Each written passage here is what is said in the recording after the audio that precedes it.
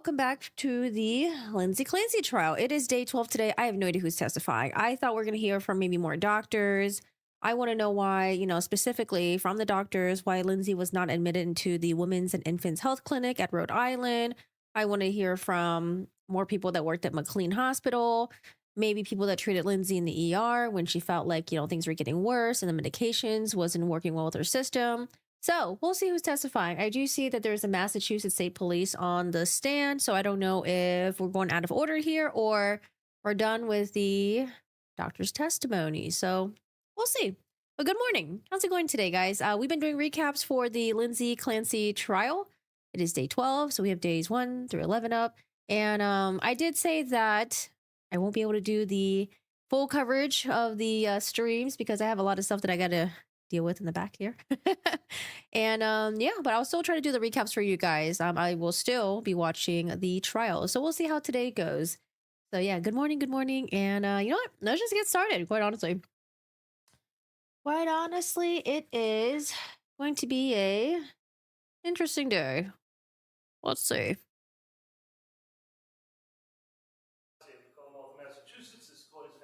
Oop, turn on the headphones. Ooh, not the gavel.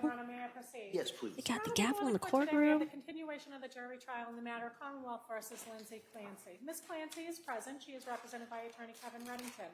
The Commonwealth is represented by Assistant District Attorney Jennifer Sprague and Assistant District Attorney Shannon Buckingham. All right. Well, thank you, Madam Clerk. Good morning, everyone. Hey, you guys can hear it? I'm going to do, as you know, I'm going to ask you those questions to make sure everybody was able to follow my instructions. And then at that point, we'll talk a little bit about today's schedule. All right. So we'll get to the questions. Half day today? Questions. First question is, any member of the jury read, seen, heard, affected? Is there any other serious attention? All right, great. Thank you for following those instructions. Today, we're going to continue with the Commonwealth's presentation of evidence. The anticipation is that we will go probably similar to what we had the last couple of days into the afternoon. All right, and then after that, before I send you home, I'll talk again with counsel in regards to the schedule for the rest of the week and kind of where we are. All right, so when you leave here today, you probably have a little bit better idea as the schedule for the rest of the week and into next week. All right, so. I love the scheduling updates. Thank you, Judge. Good morning, Stephen, Jenna, Golden Samurai. Hello. So with that, I think we'll return to the Commonwealth's case. Attorney Buckingham. Your Honor, come on, call Daniel Bowler to the stand.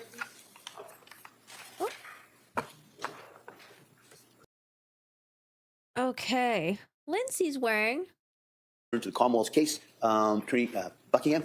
A nice top that she's wearing. Call All right, guys. So, I don't know. I wish we had a witness list that shows who's testifying on what day. Daniel Bowler to the stand. I would like to know. Attorney Reddington looks a little perplexed today. Good morning. These solemnly swear that the testimony and the evidence you subject to the court and the jury and the outcome between the Commonwealth and the defendant's class shall be the truth, the whole truth, and nothing but the truth, so help you God. Thank you, sir. You may have a seat. Hi, good morning, sir. Going on.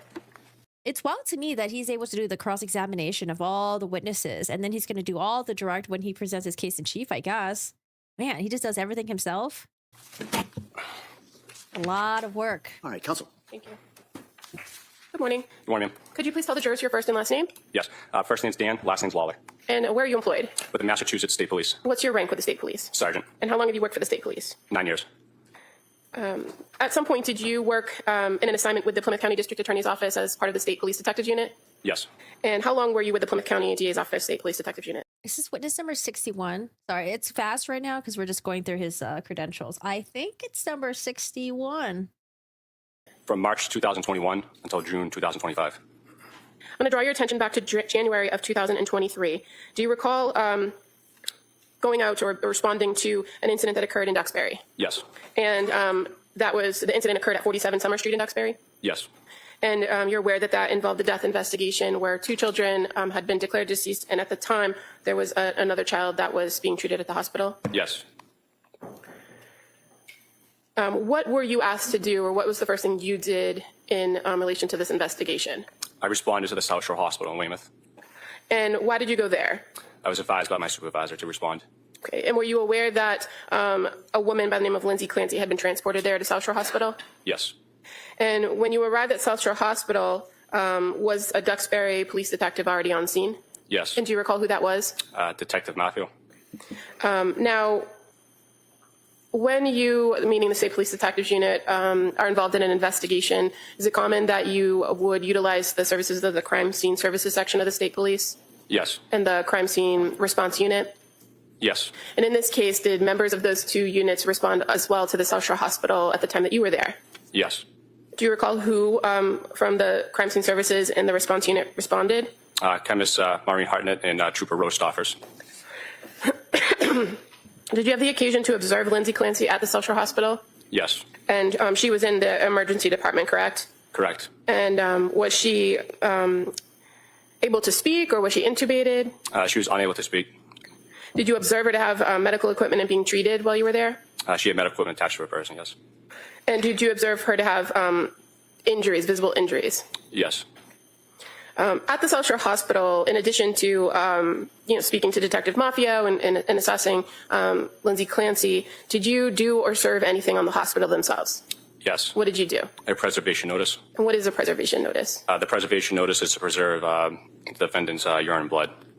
And you provide that to staff at the hospital to ensure that the blood is saved unless and until a warrant is obtained for that material? Correct. And in addition to... Listen, I'm being a little impatient here, but I'm like, are we getting into digital evidence or what are we testifying about here? Is he going to be the guy that got the urine in the blood? Didn't we already go past the urine in the blood? Starting the preservation order, did you collect some items that were removed from medical staff that were on Lindsay Clancy, the defendant? Yes. What did you collect, or what did they provide you? It was her clothing and wedding ring and wedding band. I don't know, Rain. Maybe the availability wasn't there, you know? I'm like, sir, you're interrupting our testimonies. We're listening to all the doctors right now and the nurse practitioners. If I may approach the witness. It's not his fault.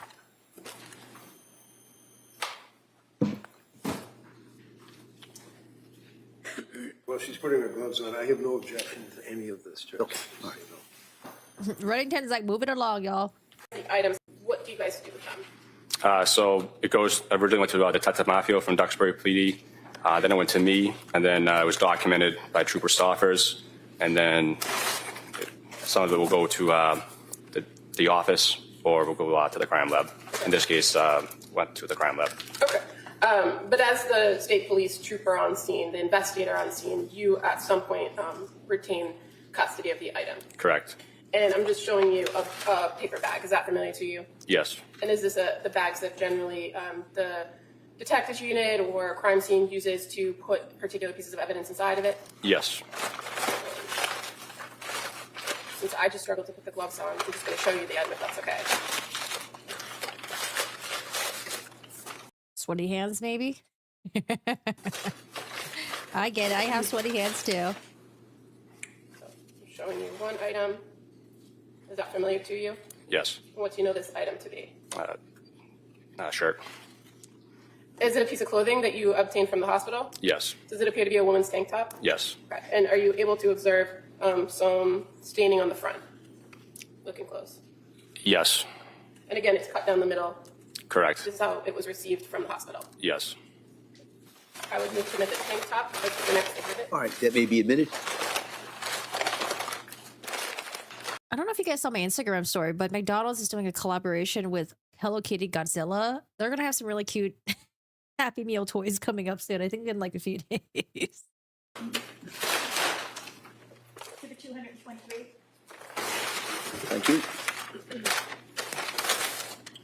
Showing you another item. Is that familiar to you? Yes.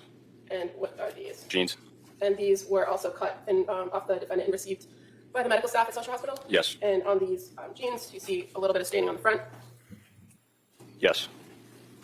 I don't know. I'm speeding through this. This is the next exhibit. That may be admitted. Britta's looking at clothes. Exhibit 224. You had a dream about this case that ruined my life? Oh my gosh, I had a dream about this case too. I don't remember what the dream was, but I remember it had to do with this. Also, really weird, but my dog, his name is Remy. I almost called him Lindsay like a few times. I don't know. I think it's just like this case has really penetrated my mind. Just showing one Remy more doesn't item. even sound like Lindsay. I don't know how that Familiar happens. to you?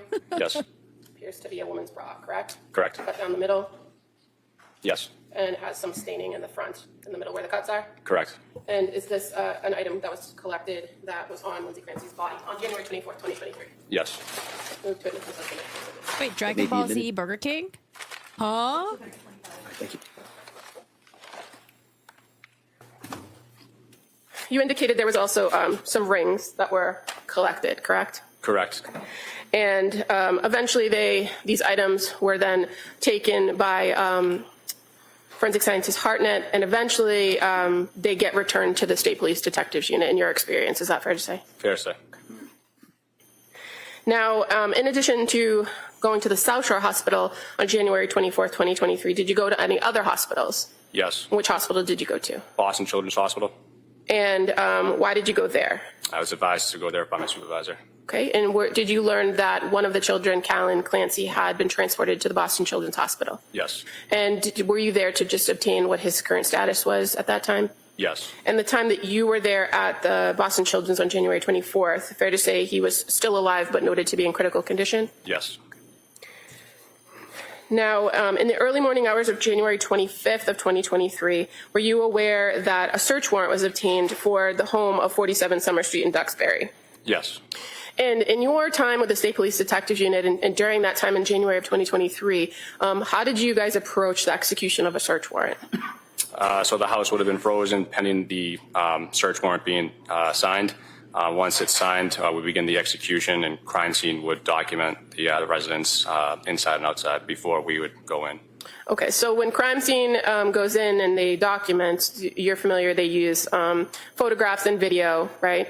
Correct. And once they've gone through and documented the scene as it was secured, do you, as part of the detectives unit team, then go in the house to begin search? Yes. And fair to say there are a lot of hands on deck during something like this? Correct. And in this instance, the detectives unit was searching the entire home at 47 Summer Street, including 3 floors, basement, first floor, second floor, as well as any vehicles that were on the property. Correct.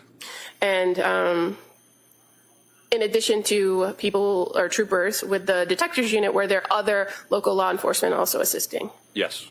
And what was your role that night or that morning in the execution of the warrant? I was the evidence officer. And what does that mean? I document evidence that is located by investigators during the search warrant. And so at that time period, when you're executing a search warrant and So he's not the guy that missed the Apple Watch in the drawer full of medication. searching a place like a home, is the information that you know at that point what guides the search? Yes. So you don't know what you're looking for unless you know what happened, right? Correct. So in this circumstance, fair to say the state police had limited information about what had actually transpired in that house. Correct. But each and every room was searched, to your knowledge? To my knowledge, yes. And your role was just to document items that were going to be collected and returned to the State Police Detectives Unit? To document items that would be collected and either go back to the State Police Detective Unit or to the crime lab. And fair to say, when the crime lab takes items back to the lab, they have an entirely different process on how to monitor, track them, and inventory the items, correct? Correct. So in this particular warrant execution, did you engage in the search? Yes. And you said you documented what other members of the group found and located where they located it, correct? Correct. And so you, as the evidence officer, were aware that Trooper Rabbit located some prescription pill bottles in the kitchen that morning, correct? Correct. And so as the evidence officer, were you responsible for kind of keeping custody of those bottles? Correct. At some later point after those bottles were photographed and collected, did you inventory those bottles? Yes.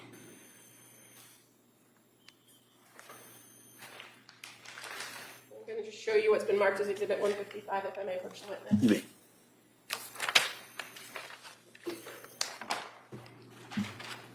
So, Sergeant, just showing you this bag here. It's already been marked, Exhibit 155. I'm going to show you 4 pill bottles.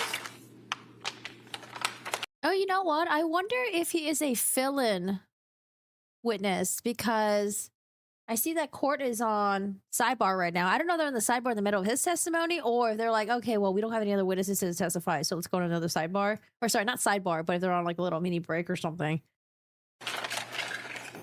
Maybe there was a doctor that was supposed to testify and maybe they're running late, so they're like, okay, quick, get someone on the stand.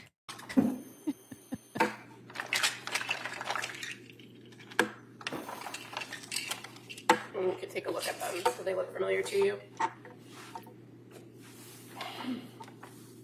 Yes. Okay. So the first one I'm looking at is labeled trazodone. And as far as how you inventory these, what do you do when you inventory them? Just count them. Okay, so do you also review the information on the label as to what should be in the bottle or what the original prescription was? Yes. So as far as the trazodone, it says filled on January 12th, 2023 with 30 in it. And so you counted to determine how many were left, right? Correct. And so fair to say there were 20 remaining in this bottle when you inventoried it. Correct. The diazepam, 5 milligrams, date filled January 9th of 2023 with 14 as the quantity. You counted what was in this bottle. Correct. And there's 2.5 left in there, correct? Correct. And diazepam, 2 milligrams, date filled January 16th, 2023. It has 3 listed on there, right? In type? Yes. But there appears to be like a pink mark through it. Correct. Did you put that pink mark on there? No. Would that have been there when the bottle was seized? It could have been. Okay. But regardless of how many it said were the quantity, you counted how many were actually in this bottle. Correct. And fair to say there were 9.5 remaining in that bottle. Correct. And the last one, amitriptyline, 10 milligrams. It says date filled January 16th, 2023, quantity 30. And you counted how many were left in this bottle as well. Correct. And there were 22 in this bottle. Correct. And you documented that as this was put into evidence in the state police. Yes.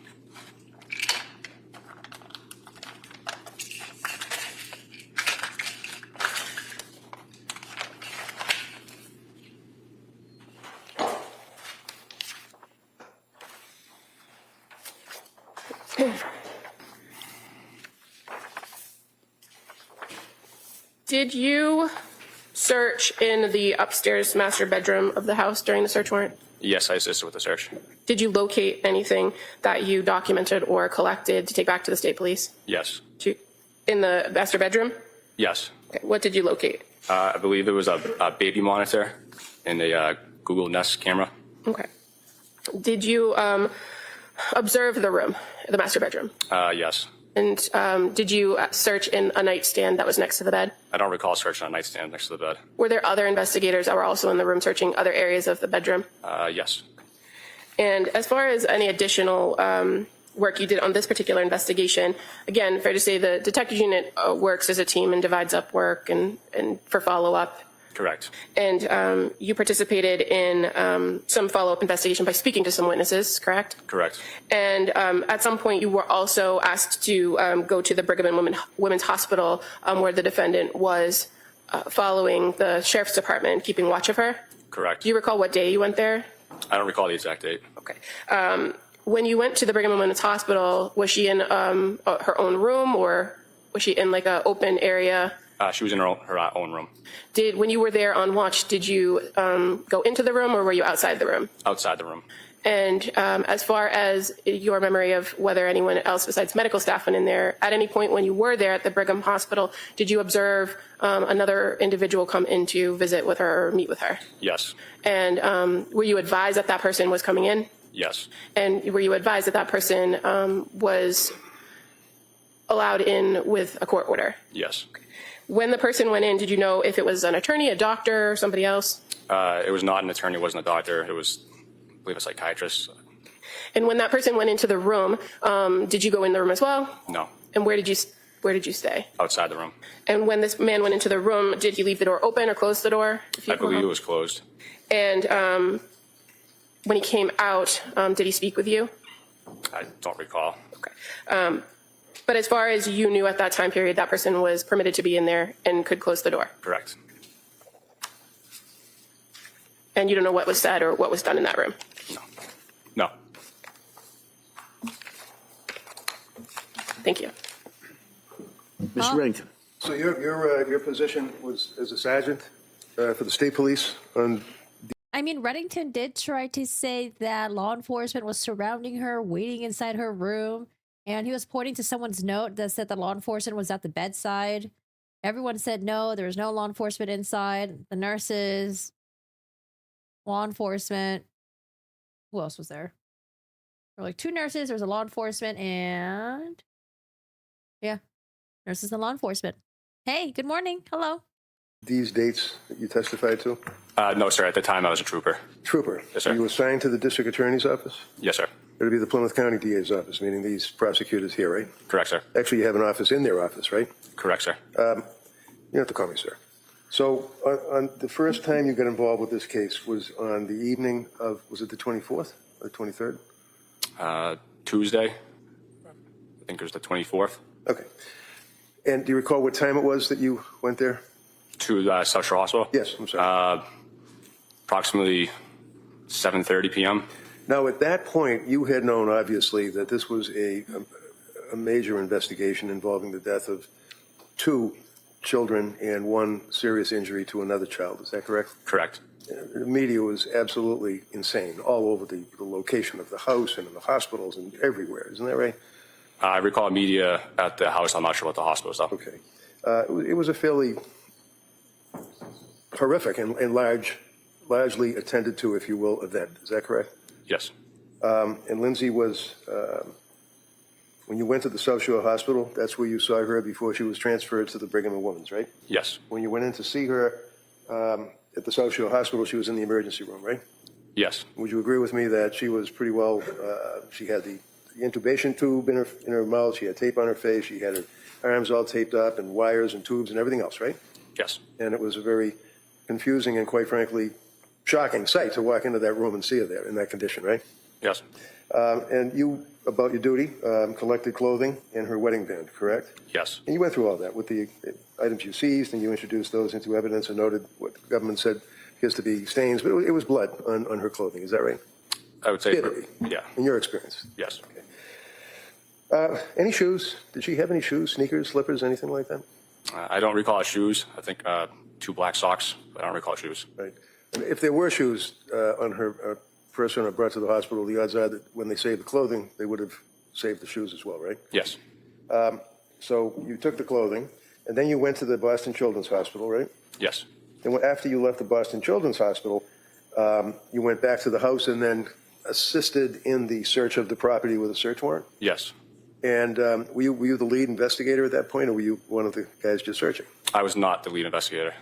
But there was a court order, search warrant, right? Yes. And you, meaning collectively you, knew that you had a search warrant that authorized a search for a number of items, including medications or pills or pill bottles, right? Yes. I don't have to grab this and ask if you saw this. You never did see that, did you? I did not recall seeing that, sir. You don't know what, if anything, was inside that item, right? I don't know. And counsel asked you whether or not it's a collaborative effort on the part of the detective units and that you all collaborate and work together. Can you explain that? Do you report to each other? Do you keep each other advised as to what you get for evidence? Yep. So when we go into a house, we're not familiar with the layout. We'll walk the house and figure out where bedrooms are located, and then essentially we kind of just break up into teams, if you will, and search the residence as evidence is located. And at that time, as the evidence officer, I would be alerted that, hey, there's evidence here. We're going to document and collect it. Okay. Sherry, is she trying to say there were so many people and that's why they missed the drawer of meds? I don't think that's what she was pointing out to, but I think that's what he's pointing out right now. Rain, how was there so many pill bottles in the house? Wasn't Pat supposed to get rid of the ones she was no longer taking?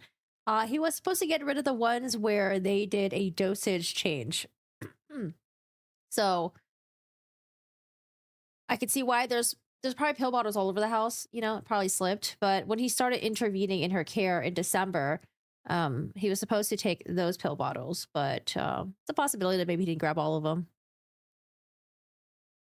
I missed the cross of the psych nurse yesterday. How was it? Should I rewatch later? Yes. I did do a recap. I tried to include the timeline of how the treatment went with Lindsay and the nurse practitioner. So feel free to watch the recap, or you can watch the entire stream if you want. There's no cross for nurse practitioner. No cross for nurse practitioner Julie Paul, who treated Lindsay for about a week. But there was a cross examination for nurse practitioner Gelato.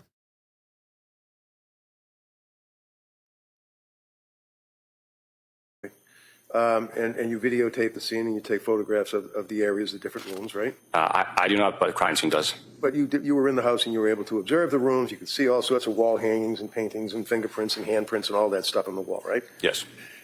Downstairs, you saw in the basement or the finished basement that there was an area that was an office or appeared to be an office. Is that correct? I don't recall the exact layout of the basement. Do you remember that items were seized from the basement, like a Mac Pro laptop, something like what I have right here? There were two of them that were seized. You remember that? I've been in an ambulance twice. They cut my bra right in half. I was so mad. They got to save your life. But yeah, if anyone ever needs to call an ambulance for me, put me in naked. Yes. And from your investigation, you're aware that dunked. those would have been Pat Clancy's laptops, his business and personal laptop, correct? At the time, I'm not sure who the laptops belonged to, but I know they were collected. Okay. And how about Lindsay Clancy's, of her cell phone? Was that seized, if you know? I believe that was seized from the master bedroom. From the master bedroom. And do you remember, was it located on the bed? There was a phone located on the bed. I think there was another phone located in a dresser drawer. I'm not sure which phone was what, though. All right. So both of those phones, regardless which one was what, did either one of them have blood on them? I don't recall. But if you guys were seizing the items in the property, such as the cell phone that had blood on it, in your experience, you probably would have remembered that, right? Correct. And you don't remember that? I don't. Okay. You did notice a lot of blood on the floor and on the walls, on the mirror and the window ledge and that area. Is that there? I recall blood on the floor by the mirror and then blood on the floor going towards that back right window. Where is Mr. Reddington going with this? Blood being on the cell phone. Huh. All right, guys. Have it for later. Okay. At no time did you ever come across or discover a, what do you call it, Apple Watch, right? No, sir. And after you all concluded your search of the home, and how long did that take? A couple of hours? Probably. I don't recall the exact time we concluded. Okay. The next thing you did was to go to the Brigham and Women's Hospital, is that right? After the search warrant? Yeah, she had asked you a question about Brigham and Women's. I mean, did you do something else in between? I don't know. I don't recall exactly what I did after the search warrant, but at some point I did go to the Brigham. Okay. Can you tell us when you went to the Brigham? I don't recall the exact date. All right, so whatever date you went to the Brigham, you went there for what purpose? She was transferred to that facility, and it was to maintain custody of her at that point. So you were going to maintain custody of her? So the sheriffs, I believed, Right. had custody of her, and then our unit was tasked to facilitate providing coverage over the next couple of days. Right, and she was actually in the bed with, all again, tubes and all sorts of things coming out of her body when you saw her, right? Yeah, she was in the hospital bed. And she was in like an emergency room. It was a little small room with a lot of machines in it that took up a lot of space, right? I don't think she was in the emergency room. She was in one of the floors. One of the floor rooms, but it was an intensive care unit, right? I believe it could have been the surgical intensive care unit. Surgical intensive Yeah. care. And when you went there to facilitate custody, who were you facilitating custody for? The DA's office? Yes, essentially. Okay. And whatever, do you remember how many days? Was it like 2 days, a week, 2 weeks after the incident that brought you to the house in Duxbury? Do you recall how long it was before you went to the hospital to maintain custody, facilitate? I don't recall how many days, maybe 2 or 3. I'm not sure the exact count. All right, so she had been transferred out of South Shore Hospital. She was transferred to Brigham and Women's Hospital. You went to Brigham and Women's Hospital. I imagine you had to go through security to get in there, right? Well, your dad, right? At some point, yeah, we were probably assisted with security to get up there. Right. Well, you know that nobody could get access to Lindsay Clancy in that hospital, and I mean nobody, right? Correct. And this went on for day after day after day, to your knowledge, facilitating, right? Correct. Her parents couldn't get in to see her, correct?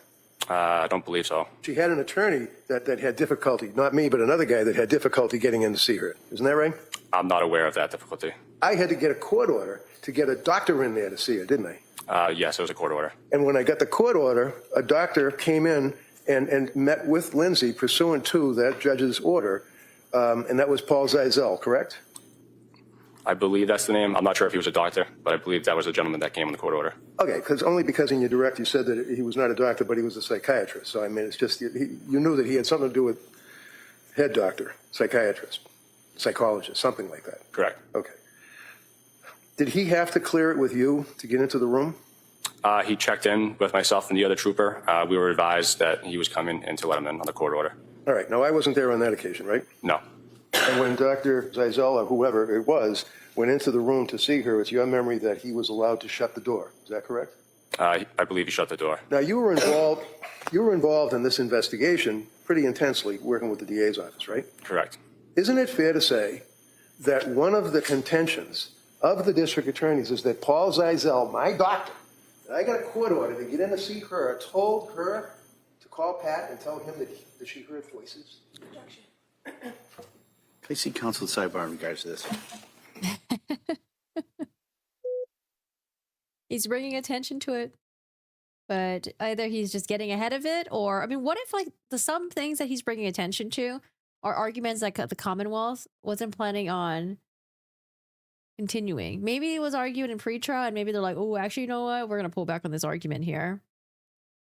My question is, if the drawer was filled with, as presented by the defense, and Lindsay being a nurse, why would she have her meds within the reach of small children? Personally, I don't believe the police just happened to miss a drawer full of medication. I think there's a possibility that maybe she thought the kids were going to get into the drawers. I think it's a good point, though. Why put the drawers in? Why put the medications in the drawer? I think people are human, too. Law enforcement are human. Sometimes you miss things. Sometimes you forget things. I do think that if there was a dispute of whether or not someone searched it, and if it was like whether it was planted by the defense, we would have heard testimony from law enforcement that they said, I did search that drawer. It was empty. I don't know why all of a sudden the defense has, a bag full of medication. So we haven't heard anyone say that yet. And I feel like maybe they would just, maybe they would have brought that up. Like, we already searched it. Yeah, there's childproof capsule in those medication. But sometimes as a precaution, people tend to, put them in like the upper cabinets just in case kids can get into it. Somehow. I don't know.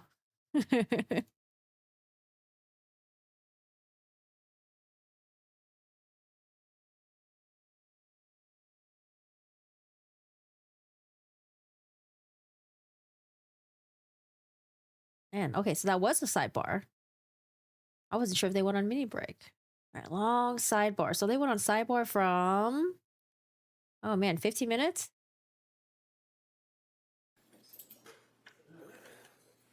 All right, so members of the jury, like I said to you, I think a couple of weeks ago, sometimes I got to talk to the lawyers for a little bit longer than it takes over here at the sidebar. So this is one of those situations. So I'm going to ask you to go back to the jury room just for a couple of minutes, I think. All right. Ooh, we're going to make arguments in front of the judge. Oh, thank God, guys. The jury is gone. Okay. All right. Now we can get into some real stuff. I'm just kidding. Counsel, what we're going to do is we'll have, just so the record's clear, the jury's out of the room at this point. We will just conduct a short voir dire on the issue that we talked about over at sidebar. I'll allow Mr. Reddington to ask questions at this point, and then I'll allow Commonwealth to also ask questions. Go ahead, counsel. Okay, thank you. So you're in the hospital at Brigham and Women's, correct? Yes. And when you're there, with the purpose of, obviously, with other law officers to enforce the fact that she's in custody, Dr. Zeisel, or a doctor, came in pursuant to a court order, right? Yes. All right. And obviously had been cleared through security and went into the room where Lindsay was laying on the bed, right? Yes. You don't know, or you don't recall, if he closed the door or if he kept the door open or if it was half open. You just don't remember, right? Yes. Huh? Okay. Would you I would assume he probably closed the door. agree with me that in the course of preparing this case for trial, that you have worked and collaborated with the prosecutors, the two district attorneys, correct? Yes. And you guys would talk about theories of the case and evidence that they want you to run down, perhaps as an investigator, or try to obtain, or interviews and things of that nature, right? Yes. And one of the theories that they had indicated to you is that Patrick Clancy had indicated to the investigators and to the grand jury, I believe, that Lindsay called him from the hospital, right? I recall that. And that Lindsay used that doctor's cell phone to call him from the hospital, right? Yes. And they basically had a theory that they wanted to run with, that Zeisel told her, Lindsay, to say that she heard voices, right? I don't know if it's a theory or not. I just recall that conversation at some point. Okay, so when was the conversation? I don't recall exactly when. You remember where the conversation was? No. You don't, okay. I'm assuming at the office. I just don't recall specifically when. And who was it you were talking to? Probably could have been one of the troopers in the office working the case. One of the troopers, is it McElligan? Probably he's the case officer, so I'd imagine it probably would have been with him, sir. Probably could have been him. Yep. How about any of the prosecutors? You talked to the DAs about that? I don't recall specifically speaking to a prosecutor about this. Well, how about not necessarily specifically, but do you have any memory of talking to the prosecutor about, quote, this, end quote? No. So what is it that your memory is that the trooper, whoever it may have been, or the investigator for the state police may have been, what did that person tell you? That at some point when Lindsay was in the hospital with the doctor and the court order, that she made a phone call to Patrick and they discussed circumstances of the case, and then he was interviewed later on, communicated his phone call to, I believe, Trooper McElligan. And what did McElligan tell you about the conversation? What the theory or the understanding was that during the conversation, Lindsay communicated to Patrick that she had heard voices in her head. And there was also the conversation regarding the psychologist is basically the one that planted that idea in her head, right? The conversation between Trooper McElligan and I? Yeah. I don't recall that specifically. I just recall the facts that communicated to me that there was a phone call between Lindsay and Patrick. Okay, you already said that. I know, and I apologize. I don't mean to cut you off, but let's cut to the chase. Yeah. What I'm asking you are voices. You know what that means when someone hears voices, right? Yes. You may not hear voices. I may not hear voices, but some people might hear voices, right? Yeah. That was discussed with McElligan, wasn't it? Yes.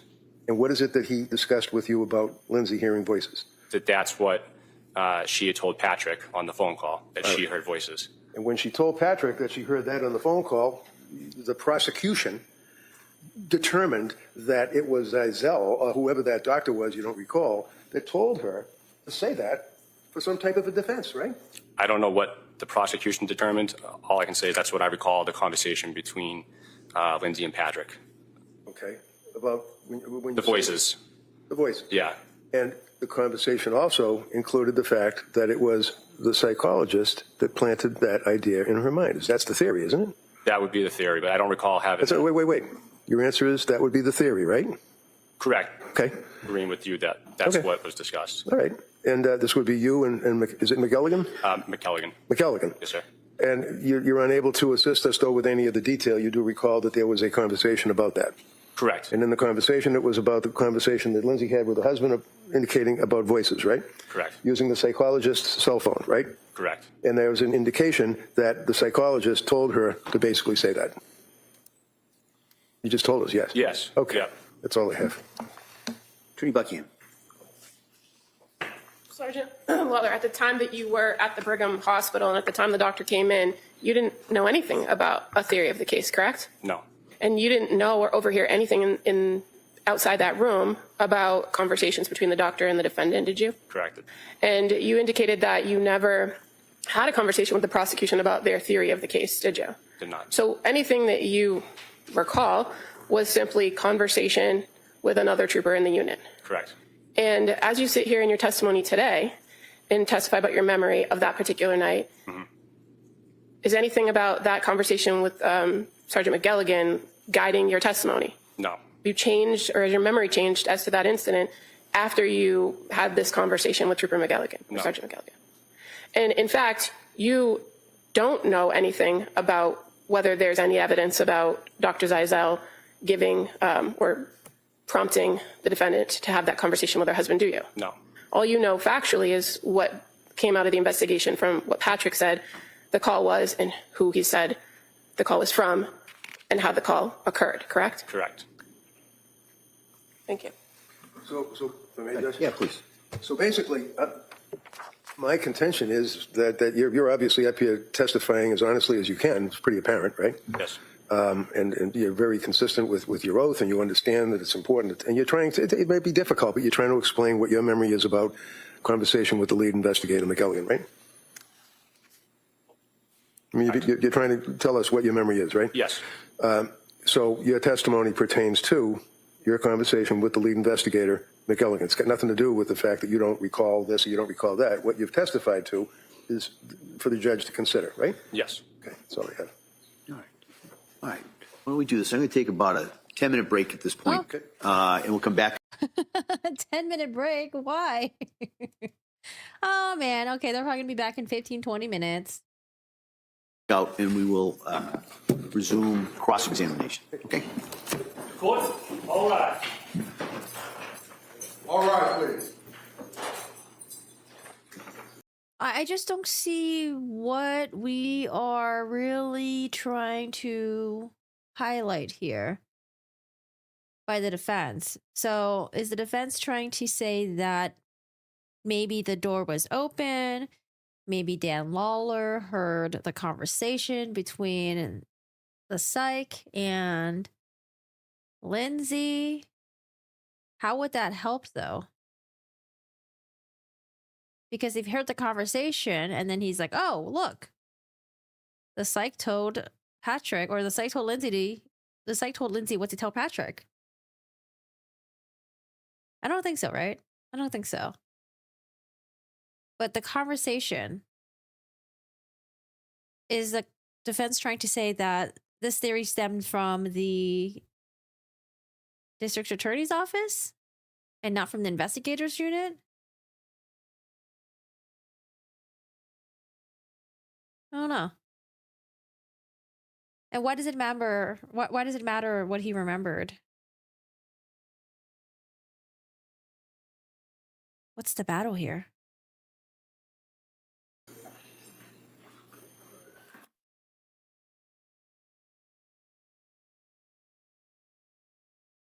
I mean, I think it's a solid guess that if Lindsay doesn't say anything about the children or about the voices, and the first person that she told was Patrick over the phone after talking with a psychiatrist that was hired by Reddington, then I can see why that would be a theory.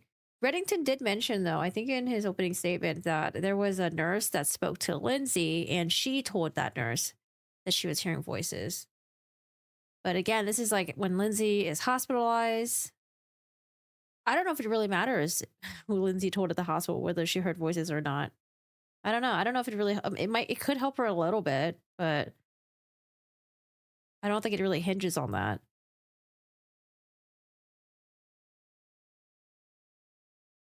Yeah, I don't think, because if you're a psychiatrist, you're meeting with your patient, it involves a crime, door is definitely going to be closed. So I don't think that's an issue there, whether the door is open or closed. But he did ask it. So I'm wondering why he asked it. So let's say the door was closed. Sergeant Dan, or Trooper Dan, is standing outside. The psychiatrist goes in, talks to Lindsay, gives Lindsay the phone. I don't know, is that good to do that, though? Because if Lindsay is in a fragile state, would you want her to talk to her husband during that state and relive the trauma again? I don't know, that also confuses me too. At this point, Lindsay hasn't talked to anyone, the family members, she hasn't had like a therapy session yet. And then it's like, this is the first meeting that she has with a psychiatrist, and she decides to call Patrick right away. I don't know. I feel like that could add more to the trauma. Maybe the psychiatrist thought Lindsay was in good mental condition to talk to Patrick. But remember how Lindsay was hospitalized at that other hospital? I forgot what it was called. What was it called again? It was when they transfer over and her childhood friend went to go visit her. And the childhood friend was told specifically not to bring up this case, not to bring up the children. And so they were just like sitting around playing Uno, and Lindsay never talked about the kids.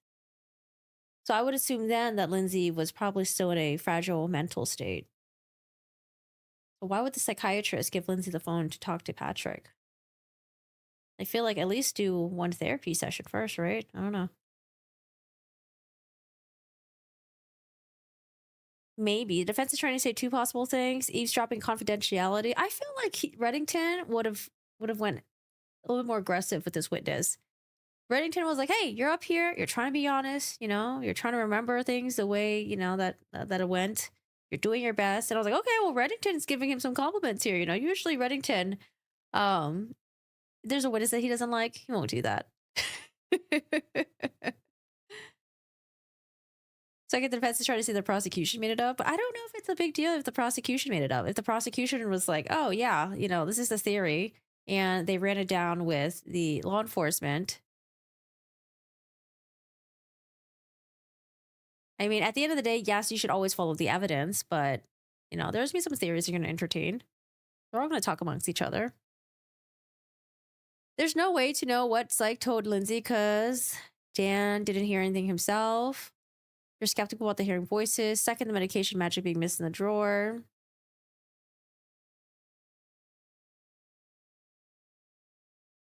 Yeah, I don't think it's too crazy for the prosecution or law enforcement to be like, oh, well, we finally have a story about the hearing voices. This is after Lindsay meets with a psychiatrist that was hired by Reddington. All right, they are... Huh? They came back for a second. I saw this judge's head. This is old, though. I heard this a long time ago.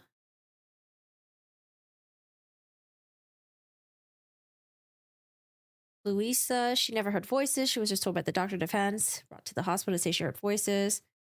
I want to hear what the nurse says.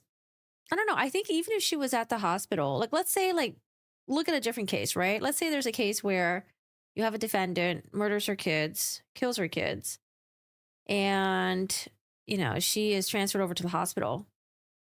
Even if she told the paramedic, even if she told the hospital that, oh, I was hearing voices, I think people will still be skeptical if there was no psychotic episodes before or severe mental illness or reports of them hearing voices and people actually witnessed it. So I don't know if it really matters that much if she told the nurse or psychiatrist that she heard voices. I think people are still going to Court. All right. look for other evidence.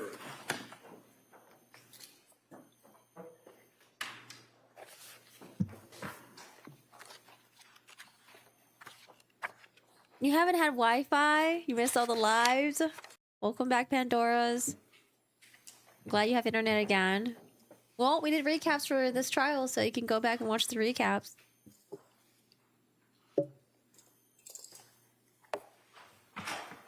This court's now in session.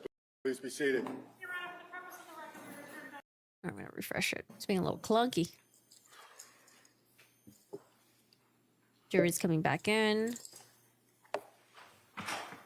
This court's now in session. Please be seated. Your Honor, for the purpose of the record, we return back to the trial of Commonwealth versus Lindsay Clancy. All parties are present, including the defendant and including... The reason why I want to hear from other people that treated Lindsay, because in Tufts reports, in Gelada's, and Julie Paul, even in the McLean Hospital, Lindsay never reported any auditory visual hallucinations and didn't report anything about harming her children.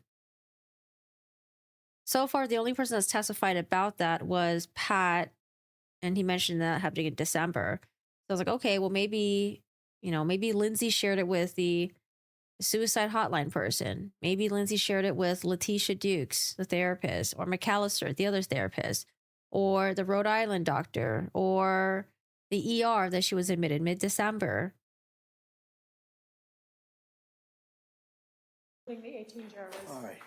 Members of the jury, thanks for your patience. We were able to deal with that issue. And so we're going to return now to the cross-examination. We're still going to take a morning break, as I've told you before. It might just be a little bit affected by the fact that we... Because it's been hammered over and over again, even by Attorney Reddington, that Lindsay was honest. She was very forthcoming. She shared everything that she was dealing with. So if there's no records of her mentioning the auditory hallucinations, I don't know. I don't know how the jury's going to feel about that. We just took that, that you took that break. We didn't take that break. So with that, we're going to return to the cross-examination. Mr. Reddington. Sergeant Lawler, we're at the point where you are assisting, if you will, in the custody of Lindsay at Brigham and Women's Hospital when you observed a doctor enter into that area and ultimately into her room. Is that correct? Yes. All right. And the door was either closed or open or halfway, you don't recall, which is understandable, but you just don't remember if it was closed completely or open a little bit, right? Correct. But either way, you weren't eavesdropping or trying to hear anything, were you? No. And then when the doctor finished talking with Lindsay, at some point, you as investigators were aware that the doctor had allowed her to call her husband and use his cell phone to speak to her husband, correct? Okay, so he's not accusing this person of eavesdropping. I later learned that, yes. And you later learned and knew from the investigation that it was fairly recently to that point that the tubes had been removed from her mouth and she was able to at least talk to a degree, and then she talked on the phone, correct? Correct. And after that, fair to say that you did not, when I say you, I mean collectively, all the police officers investigating for the DA's office, you did not see any reports or anything that would indicate what, if anything, was said between Dr. Zeisel and Lindsay in that room, right? Correct. And who is Sergeant, is it McElligan? Sergeant McElligan, yes, sir. And Sergeant McElligan, Joshua, Yes. he's the lead investigator in this case, is that correct? Correct. And at the time, he was a sergeant and you were a trooper, right? At the time, we were both troopers. Oh, both troopers. Okay, so you both got promoted. And he, as the lead investigator, told you in a conversation, or perhaps more than one, that the government theory is that Dr. Zeisel told Lindsay to say to her husband that she heard voices, right? Yeah, if you could rephrase that. Okay. Did you talk to McElligan about the theory that Dr. Zeisel is the reason that she told her husband that she heard voices? Yes. And do you remember where or when that conversation occurred, or how many times that you guys discussed that? I believe it would have been at the office. I don't recall exactly when. Okay. And there's no investigator basis for that. That's McElligan's speculation. Is that correct? Correct. When you went there and you observed Lindsay after the doctor left, she's still obviously in the bed because she's paralyzed, right? Correct. You're still in the bed. Was she restrained by either soft restraints or handcuffs or whatever? Do you remember whether her hands or her wrists restrained to the bedpost? I don't recall specifically restraints. Okay. And you mentioned that the state police were there. That would be people that were obviously working with you, right? Correct. And do you remember how many state police were there that you were coordinating or assisting? Per shift, there was 2 of us. 2? Yes, sir. Okay. And also there were sheriffs from the Plymouth County Sheriff's Department that were there, right? So we relieved the sheriffs. Okay. And how many sheriffs did you relieve? I don't recall exactly. Probably 2, though. Okay. And how about Duxbury Police? You recall the Duxbury Police being there? I do not recall Duxbury Police there. How about the security cops for the hospital? Do you recall them being there, either in the room or outside the room? I don't recall them being outside the room. Do you recall coordinating with the security boss, the head guy for the hospital security? I recall having some assistance at some point from security to get up there. Okay.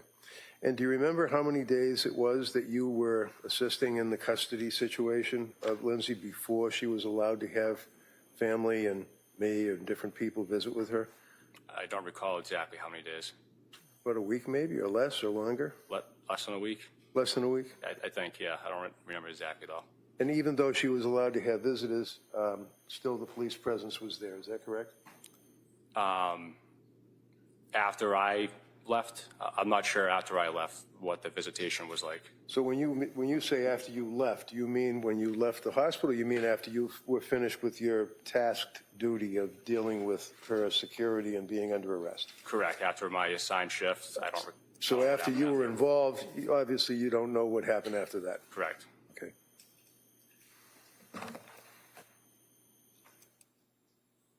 That's all I have. Thank you, sir. Thanks, sir. Redirect, Ms. Buckingham. Sergeant Lawler, in your experience working in the detectives unit as a trooper, Is it fair to say you oftentimes will have conversations as investigations are unfolding with other investigators that you're working on a case with about the case, potential evidence, theories of the case? Yes. And is it also fair to say that theories change over time based on your investigation and what evidence you find? Correct. Was there anything about a conversation that you had with Trooper McGilligan about this theory that affects your testimony as you stand here today? No. And you didn't hear anything that occurred in that room that day that you were there when Dr. Zeisel was there, did you? I did not hear anything. Nothing further. Just briefly, well, your testimony, basically, unobjected to, is talking about clothes that were seized at the house and the other investigation going to the hospitals. That's it, right? Objection beyond the scope. Sustained. All right. All right, anything further?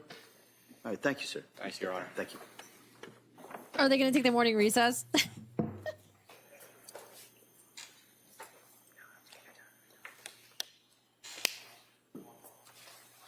The Commonwealth would call Letitia Dukes as its next witness, please.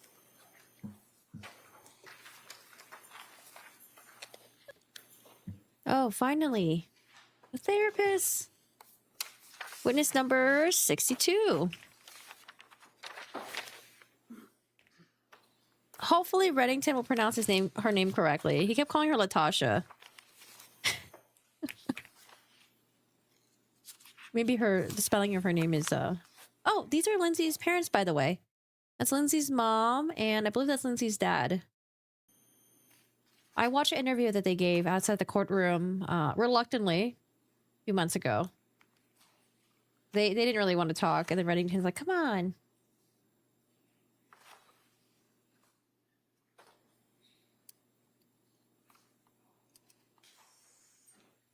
Oh, why is it so bright over here?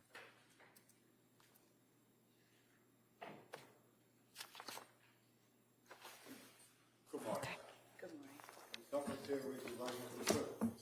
morning. Do you solemnly swear that the testimony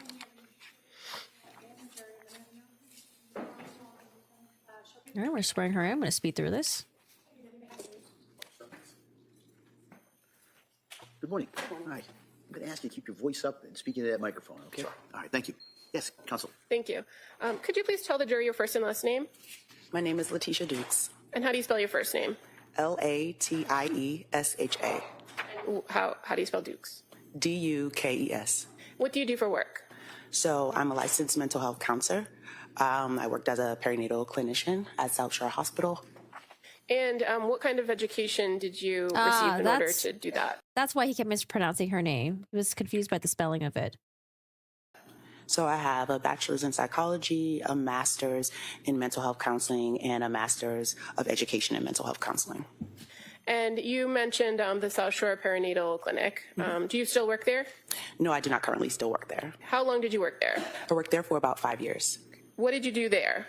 At the perinatal clinic, I worked as a perinatal clinician, which involves like short-term therapy from prior to birth to postpartum, and supported with connection to care, whether that be therapy or higher levels of care, so intensive outpatient therapy, partial hospitalization, or inpatient care. And do you often collaborate with patients and other clinicians at the clinic or nurses about treatment plans for patients? Yes. And do you help to manage the treatment plans with the patient? Yes. How do patients, or strike that, for your role at the clinic, doing the therapy and being the clinician, are you often referred patients by the nurse practitioners or somebody else who had seen the patient or did an intake with the patient? Yes. And do you work with that prescriber or practitioner over the course of the treatment with that patient? Yes. And as far as your role and what you do with patients, is it fair to say that a large amount of your ability to work with a patient is based on your relationship and rapport that you develop with the patient? Yes. And do you rely heavily on things that they report to you when you're assessing them diagnostically and trying to help them come up with a treatment plan and offering therapy? Yes. And one of the things that might be important in that is to assess a patient's presentation each and every time you meet with them, right? Yes. So do you do that in each appointment or each interaction with a patient, assess them for various things? Yes. And what kinds of assessments do you perform? So I typically perform a psychosocial assessment, which is getting their behavioral health history, as well as their current presentation and reason for coming in for therapy. So whether that be a specific diagnosis or current concern, or recent like crisis or trauma, and also a risk assessment that assesses how they're doing in that moment. Okay. And as far as the therapy component of your interactions, is that largely based on the patient? Yes. And what kinds of therapy can you offer in that short-term therapy? In that short-term therapy, we offer cognitive behavioral therapy, dialectical behavioral therapy. I also offer something called EMDR, eye movement desensitization and reprocessing therapy for patients that have gone through trauma, as well as it could be even short-term support, like a couple of weeks until they're transferred to the appropriate level of care. And in your sessions with patients, is there a minimum or a maximum time limit? Typically, our program would go from birth to postpartum up to 2 years.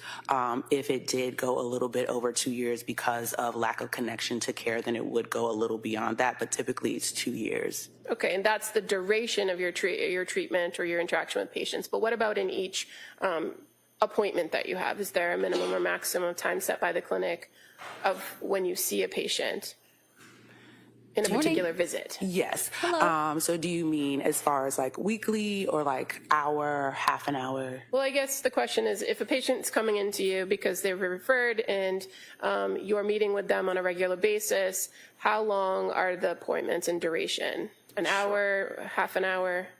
So appointments could be anywhere from a half an hour to an hour based on the patient need at that time. And when you're interacting with a patient and you're making all those assessments, are there tools available to you if you feel or you experience that a patient needs a higher level of care or is heading or is in some sort of crisis? What tools are available to you for that? So tools that are available to me is connection to my direct supervisor, as well as crisis coordination, as well as like the crisis support numbers that are in that area. So I could either call with the patient or sit with the family, create a safety plan, and the patient can call later on if they feel like they're safe to go home and they have supports at home. Okay. And at some points, could it be that you would need to involve authorities like the police? Yes. And you also are familiar with the Section 12? Yes. And then it's an involuntary procedure where the court gets involved? Yes. Now,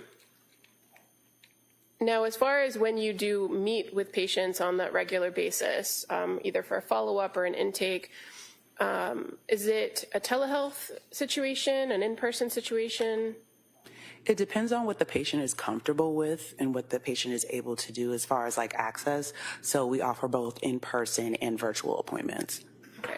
As far as when you first meet with a patient, when they've been referred to you, that first intake procedure, is there a recommendation for whether that be in-person or telehealth?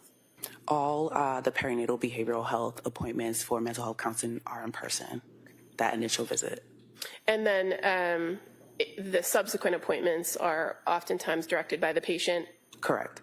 Would there be instances where you would insist or prefer that the patient actually come in person if they've elected for telehealth? Typically, you prefer someone to come in person because they have either like fallen out of care or there are concerns for their safety for some reason. Okay. And if you don't have those immediate concerns and it's the preference of the patient, do you often engage via telehealth? Yes. I'm going to draw your attention to a particular patient by the name of Lindsay Clancy. Do you remember when your first contact was with her? I remember it was around late November, early December. Okay. And you're aware that she came to the perinatal clinic and was being initially treated by Julie Paul? Yes. And by the time you engaged with her, she had her care had been transferred to Rebecca Gelada, correct? Yes. So fair to say you had the most contact with Rebecca Gelada about this particular patient? Yes. And if I mention December 2nd, does that sound familiar as the first intake with Lindsay Clancy? Yes, as I said, around late November, early December, so that sounds about right. Okay.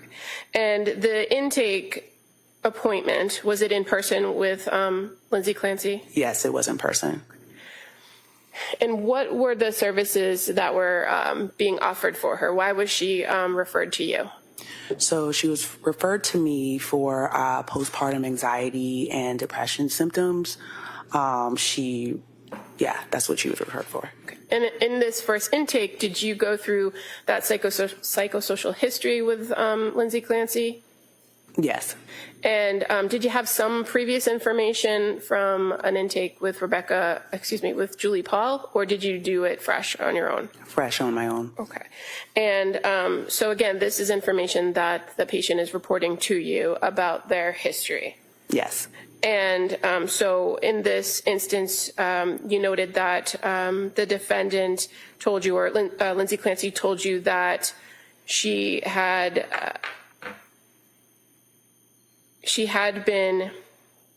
had some prior contact with mental health, right? Yes. That she had engaged with a psychiatrist in nursing school, and that she had been prescribed medication at that point, correct? Yes. And that she, prior to coming to the clinic, that she had been engaged with a psychiatrist. Yes. Did she identify what her concerns were, or what her presenting concerns were to you? Yes, she did. And what were the concerns? Her presenting concerns were anxiety, lack of sleep, depression symptoms, frequent passive suicidal ideation, thoughts of wanting to die and no longer be here. Okay. And had she reported to you that she had been on a number of different medications? Yes. And you're aware that those medications were being managed by the nurse practitioners in the clinic? Yes. And as far as your role as a social worker, do you often kind of get into the weeds with patients about their medication?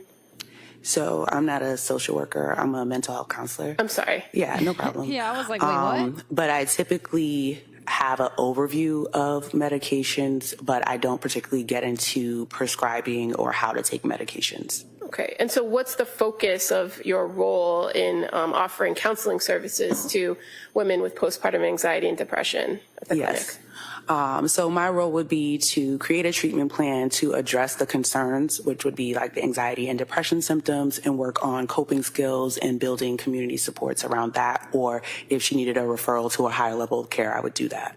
And do you come to your own conclusions as far as diagnosis goes based on your interaction with the patient? Yes. And in this first interaction with Ms. Clancy, you got her history. You also did some of those assessments, correct? Mm-hmm. And so as far as assessing her present condition, kind of how she presented to you, did you make observations of her mood? Yes.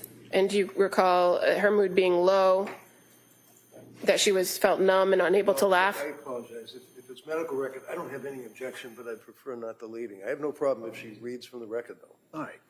If you could just, there's objection. I prefer that too. In fact, leading question sustained, but is there so there's no objection if this witness, if you want to look at your notes, I don't know if you have your notes with you. I do not. Do they have a copy? I think you should. I don't know if the parties have a copy that she could look at. I do. I could. Do you have a blank copy? Well, I mean, it has like a date on it. It doesn't have a lot of notes on it. Oh, maybe his copy has like his handwritten notes on it. I can approach page by page. It's fine. Sure, that's fine.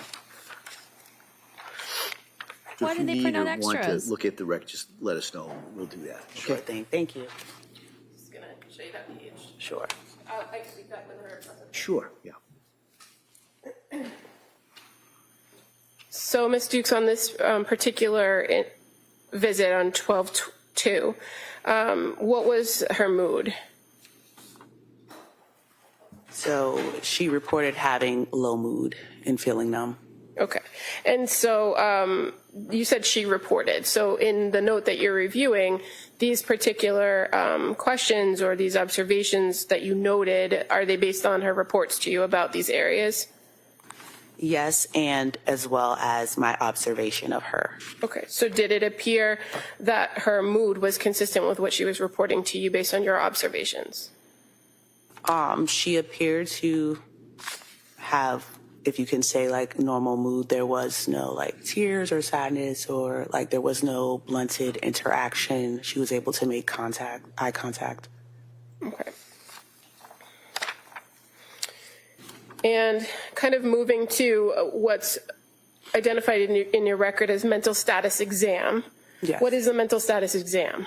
So a mental status exam is an exam that's assessing how the patient is appearing, what she is reporting, as well as any concerns about safety, which would be any suicidal ideation, homicidal ideation, as well as any intrusive thoughts or worry, any hallucinations or delusions. Okay. And so in this exam, is it a mixture of what the patient tells you and what you're observing? Correct. Okay. And if I can approach you with another page, page 53.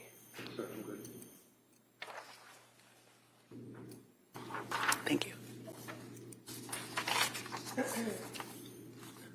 In regards to, on this particular first encounter on December 2nd, when it comes to the mental status exam, were you able to observe her facial expressions? Yes. And what were your observations of her facial expressions?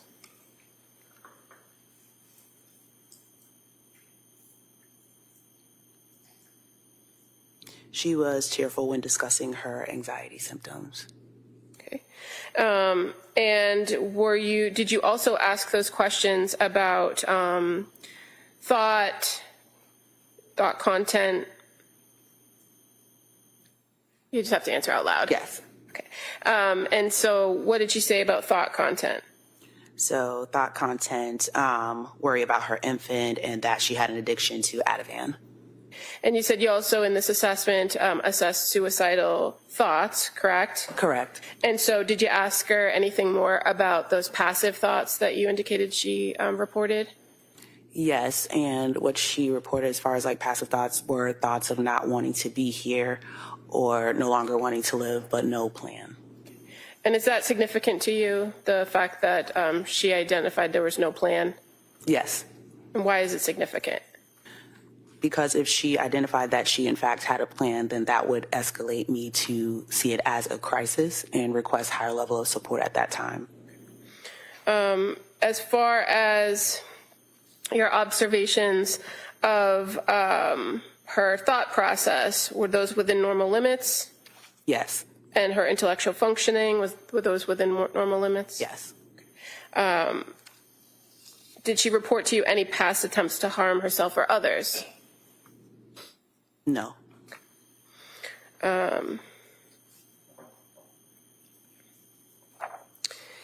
Did you go through with her her behavioral health history? Yes. And other than what you indicated as the anxiety and sleep, did she identify any concerns around substance abuse issues? So she did identify concerns about, not in her history, but in that visit, about misuse of Ativan. And if somebody expresses concern about that substance use, do you have a tool available to you to assess whether they have substance use issues? Yes, so there is an assessment within the initial intake appointment that has a specific section to further assess substance use disorder. Okay. And did you identify whether she presented with any substance? But is it a misuse of Ativan if she was taking it as instructed by her doctor? I mean, if anything, it seems like she was trying to be more reserved in her consuming the Ativan, right? Substance use disorder issues. I did assess that she did not present with any substance use disorder issues. And as far as her expressed concern to you, fair to say it was focused on the one particular medication, the medication Ativan, correct? Yes. And why did you not find that to be an issue based on your assessment? Based on my assessment and how she stated she was supposed to be using it, it was used correctly to remedy the anxiety symptoms. Okay. And after this initial intake, I guess the first question is approximately how long is this initial intake appointment? The initial intake appointment is typically an hour. And after having spent the hour, gone through these assessments, spoken to her about her history, were you able to come up with or give an opinion about diagnosis? Yes. And based on her presentation to you, what was your opinion about diagnosis? At the time, my opinion about her diagnosis was postpartum anxiety because she had a lot of anxiety about most things. Okay. And so what were your recommendations as far as a treatment plan for her? My recommendations at that visit was outpatient therapy, continued medication, and weekly visits with me. Okay. And why did you recommend outpatient therapy on top of therapy with you? So outpatient therapy was kind of like a blanket therapy, but more so like intensive outpatient therapy, partial hospitalization therapy. And was your role in offering her weekly sessions an attempt to kind of bridge services and make sure she was getting everything she needed, or something different? To bridge services. And so after that meeting with the recommendation for weekly visits, did you begin to schedule additional visits with her? Yes. And after that particular visit on December 12th, did you send her any particular information? Yes. And how do you do that? How do you send patients information if you're not able to give it to them? I can send it through my chart messaging. And on this particular day, after your meeting with her, you sent her some resources about cognitive behavioral therapy, did you not? Yes. Your next contact with her was December 5th. Why December 5th, if you had just met with her on the 2nd? That may have been the soonest available appointment that week for her. Okay. And it was shy of the 1 week, right? Mm-hmm. Was there anything in your meeting with her on the 2nd that made it necessary to have a shorter appointment? No. This next contact on the 5th, was that in person or telehealth? Telehealth. And on this day, on the 5th, when you met with her, did she report some additional information or report how things had gone over the weekend to you? May I see my notes? Sure.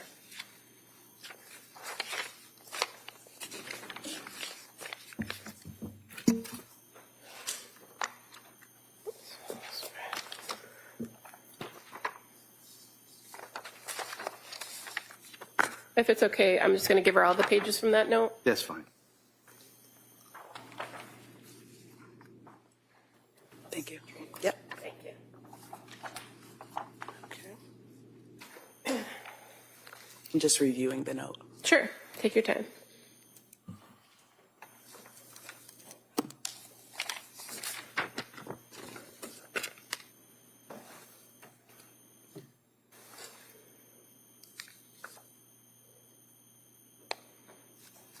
And can you repeat the question? Sure. In that visit on December 5th, did she indicate to you or did she report to you how the weekend went for her?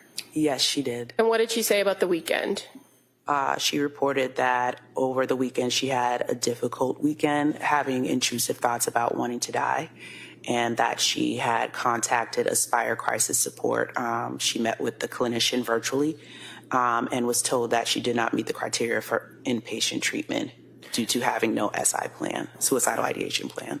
And so when she reported the intrusive thoughts and having a tough weekend, did you follow up with her and begin to kind of talk with her about that? Yes. And what did she tell you about what she was feeling in those intrusive thoughts? So in those times, what she reported was that it was continuous intrusive thoughts of not wanting to be there, but no plan. Okay. Kind of like the same report that she gave to crisis. Okay. And as far as kind of the difficulty of the weekend and how she was feeling, did she tell you how she was feeling? No. In that particular meeting, when she had talked about wanting to die or not wanting to be there anymore, did you kind of follow up with her about those statements and whether she had any sort of intent or plan? Yes. And did you ask her additional information and complete that full mental status exam? Yes. From that meeting?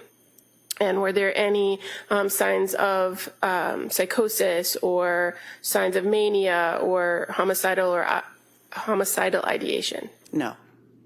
And at the time that you met with her on the 5th, was she currently having those thoughts about wanting to die? If you know? Just reviewing the notes. Sure.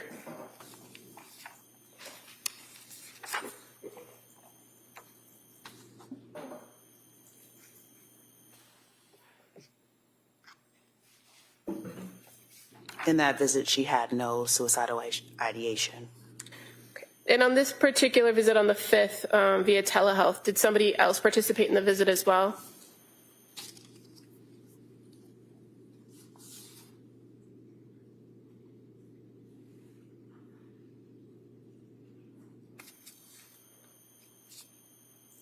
I could direct you to page 45. 45? Yeah. Okay.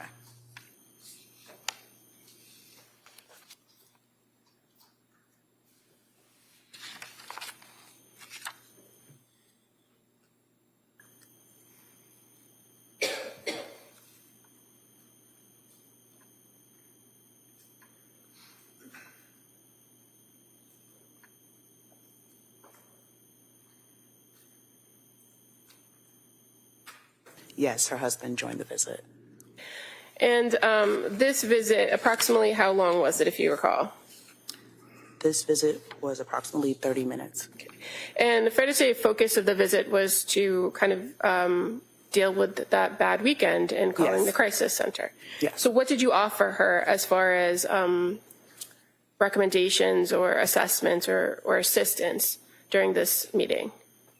So support during this meeting, I offered her support in connecting to, it seemed like she needed a higher level of care, so intensive outpatient therapy, partial hospitalization therapy, as well as we reviewed, one of her main concerns was also issues with sleeping, so we reviewed sleep hygiene and how to support better sleep to see if that would help with some of the intrusive thoughts. Okay. And as far as the recommendation for intensive outpatient or partial hospitalization, did she want to connect with those programs at that time? At that time, she didn't decline services, but she was interested in the information. Okay. And so did you agree to send her some information? At that time, I did not agree to send her information. Okay. Did she ask for any other information in that meeting? She did ask for information and support connecting to psychological testing. And is that something that you do at your clinic, do psychological testing? Yes. Okay. And so did you make a referral for her to see somebody else in the clinic, or did you provide her other information? So I discussed this information with the provider at the time, which was the psychiatrist and medication provider at the time. And would that have been Rebecca Gelada? Yes. And so did you subsequently send Lindsay Clancy some information about psychological testing? Yes. But there was no recommendation for it to be done at the clinic? No. Do you know why? At the time, it sounded like she wanted extra support or like outside opinion as far as like diagnosis and medication. Okay. And was the testing something that she brought up, or did it come out naturally in your conversations with her? That's something she brought up. In your meetings, did she did she discuss medication side effects with you?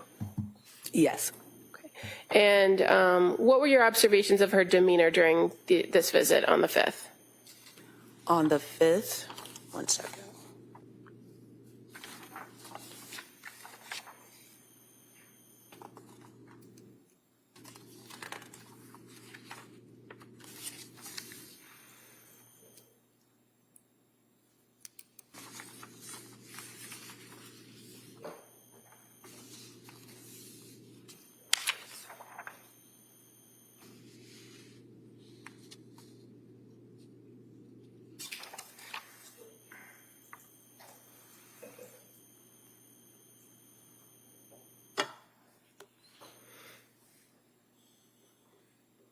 Her presentation overall was within normal limits. She didn't appear like anxious or different than any other visit I had with her. And this is kind of your second meeting with her, right? Yes. And how many meetings did you have overall with her during the time she was at the clinic, if you know? 4. 4. So, but you had spent an hour with her on that intake where there's a lot of information exchange, right? Yes. So was there anything different about how she presented, how she spoke to you or answered questions during this follow-up on the 5th? No. And as far as the conversations about the bad weekend and calling crisis, did you have any concern that she was in crisis? No. And you made those recommendations for a higher level of care, correct? Yes. But nothing that would have prompted you for those other interventions that you've previously described to us, right? Right. Did you ever in this visit see signs of mania? No. And is that something you look for? Yes. And did you ever see signs of delusions or paranoia? No. How about psychosis? No. Now, your next contact with her was December 12th. Interesting. So this was only December 5th. She was only at South Shore for about maybe 2 weeks.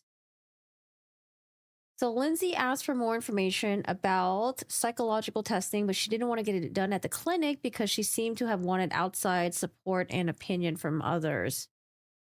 Did she feel like South Shore was not helping her too? Give me a second. I'll be right back. I need to grab a Q-tip real quick.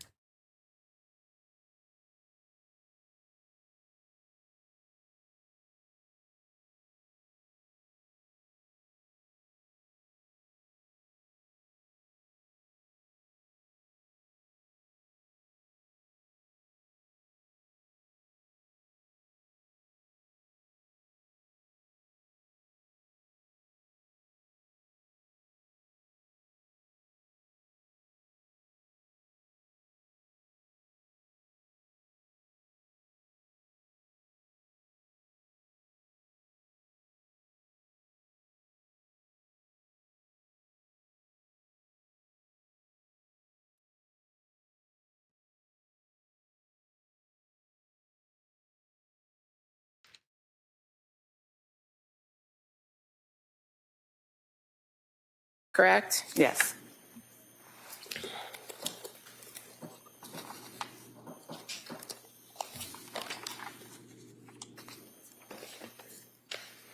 And was that in person or telehealth, if you recall? Telehealth.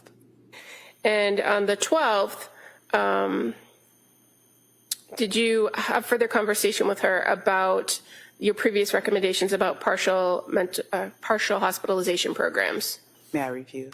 Yep.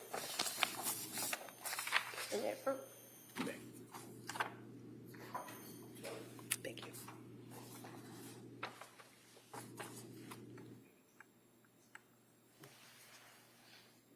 I think Lindsay was looking for a quick fix. Mental illness is not a quick fix. Time counseling. I feel like she bounced around doctors hoping for that quick fix. I think maybe initially she's just trying to be patient with Dr. Tufts, but she gave Dr. Tufts maybe, well, I would say 2 months, but she wasn't following with Dr. Tufts' directions until maybe a month in. Yeah. I don't know. I think at some point she just got really desperate and she just didn't want to deal with I think it was just anxiety was just killing her. The anxiety, the overworrying. And then when the anxiety was quelled by the Ativan, then it was the addiction to the medications and she didn't want to take Ativan anymore, tapering off the Valium. Seroquel was helping her with the sleep, but then she thought Seroquel was making her feel numb and giving her intrusive thoughts. So she wanted to be off the Seroquel.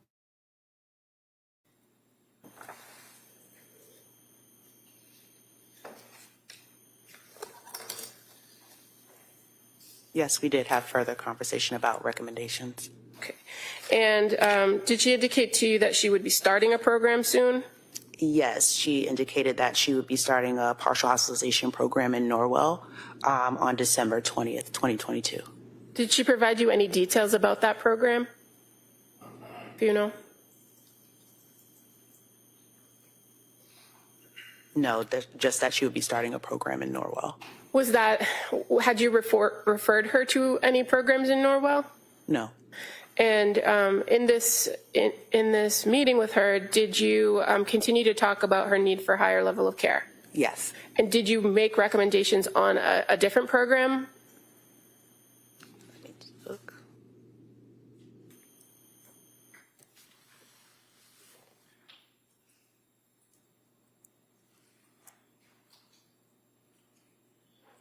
Yes, I did make a recommendation on women and infants.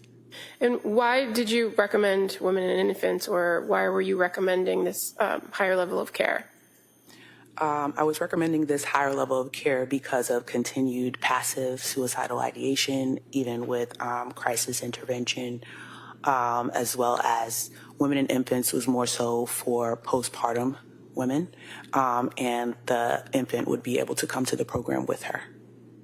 And so the program at Women and Infants is something that you're familiar with working through your clinic, interesting. correct? Yes. And you often make referrals over there? Yes. Do you require the patient's consent to make a referral? Yes. Did Lindsay Clancy consent to the referral at that time? Oh, that's actually pretty cool that they do that. So at Women's and Infant, your infant can come with you. So you can get the treatment that you need, and then at the same time, maybe try to bond with your infant. Because if you're getting the treatment that you need and you're focusing on yourself, and then you are like, okay, I'm feeling great, but then you throw yourself back at home and your children are there, your infant is there, it's like that can trigger you into maybe getting postpartum anxiety or depression again. So I think that's really cool that you could bring your infant with you.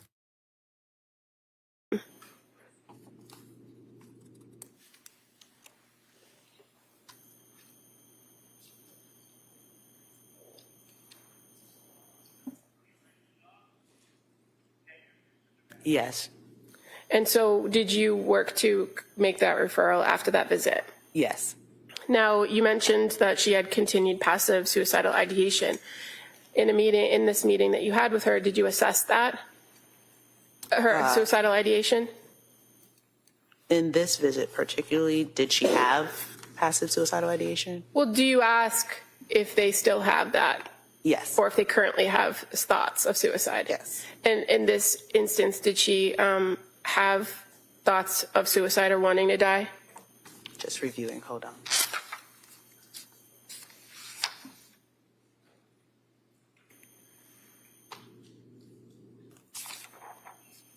She reported continued suicidal ideation at the time. But did she ever indicate a plan? No. Having met with her on the 12th, did she ever articulate to you that she had made any attempts? No. And in your conversation with her on the 12th, were you able to identify any protective factors based on everything that you knew about her at this time? Now, this is your third time with her, right? Yes. So what were you able to identify as protective factors for this particular patient? At this time, she had supports, which were her husband and her mother-in-law. At this time, she was able to, from the past visit I had with her, able to contact crisis when she felt like she needed extra support. So she was able to follow through with suggestions that I had given her in the previous visit. Okay. And based on your visit with her on the 12th, she accepted a willingness to go to one of those programs, right? Yes. Or at least be referred. Yes. So was there anything about your interaction with her on December 12th that warranted any of those higher levels of intervention from you? No. Now, the next time you met with her was on December 19th, correct? Yes. And was that the final time that you met with her? Yes. On that day of December 19th, was that in person or a telehealth? May I review the note? Sure.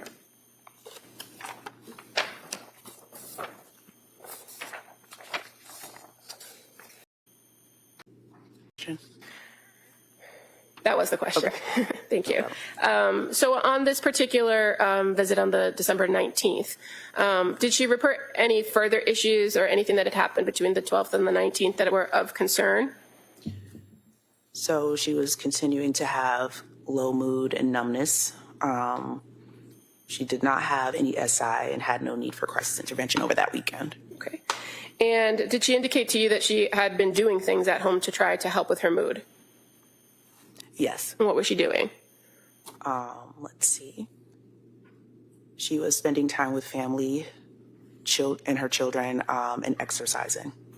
Now, at this point, as the December 19th rolled around, had you already put in that referral to women and infants? Yes. And did you know if she engaged with women and infants by that point? By that point, women and infants had reached out to her, but she had missed the call, but said she would contact them back. Okay. Now, one of the concerns that you often talked about in your meetings with her was sleep, right? Yes. And in this meeting with her on December 19th, did she report any improvements in her sleep?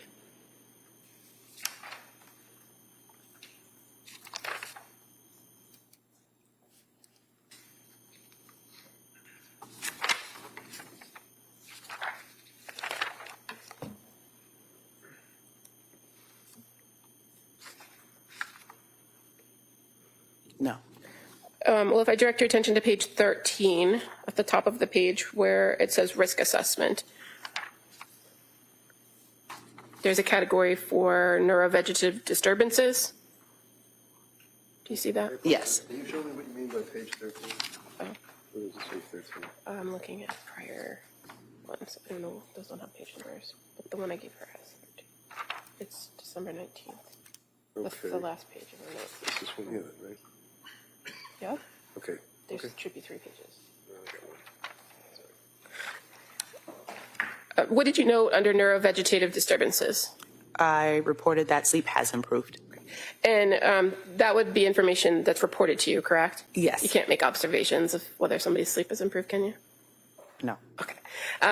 So in this instance, she told you she was going to follow up with the referral, that she was waiting for a call back, that she had improved sleep, but that her mood kind of had remained the same, low mood, numbness, right? Yes. Okay.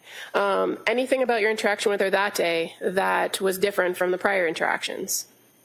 That day, she seemed to be more engaged. She was able to smile. She was able to laugh. And she was enjoying time with family. And so did you look at that as something positive? Yes.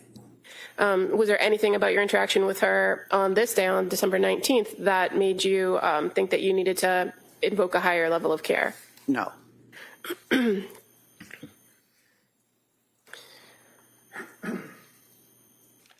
As far as in-person visits, did you have any other in-person visits with Lindsay Clancy after the 19th? No. Fair to say your contact with her was very limited after that point? Yes. And on December 27th, did you have some interaction with her and her husband? Yes. And why did you have interaction with them? May I see the note? Sure. 27? I thought it was December 29.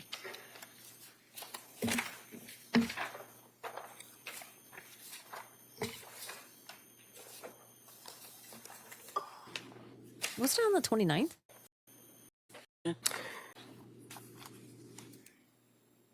Can you repeat the question? On December 27th, why did you have contact with her? Why did you make contact with Lindsay? I was calling her to inform her that her referral had been completed. Okay.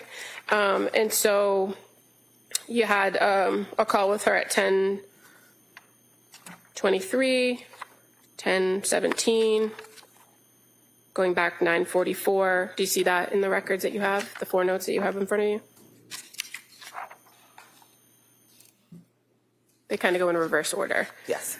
But prior to the contact about the referral being completed and just reaching out to her and letting her know, did you have a conversation with her husband?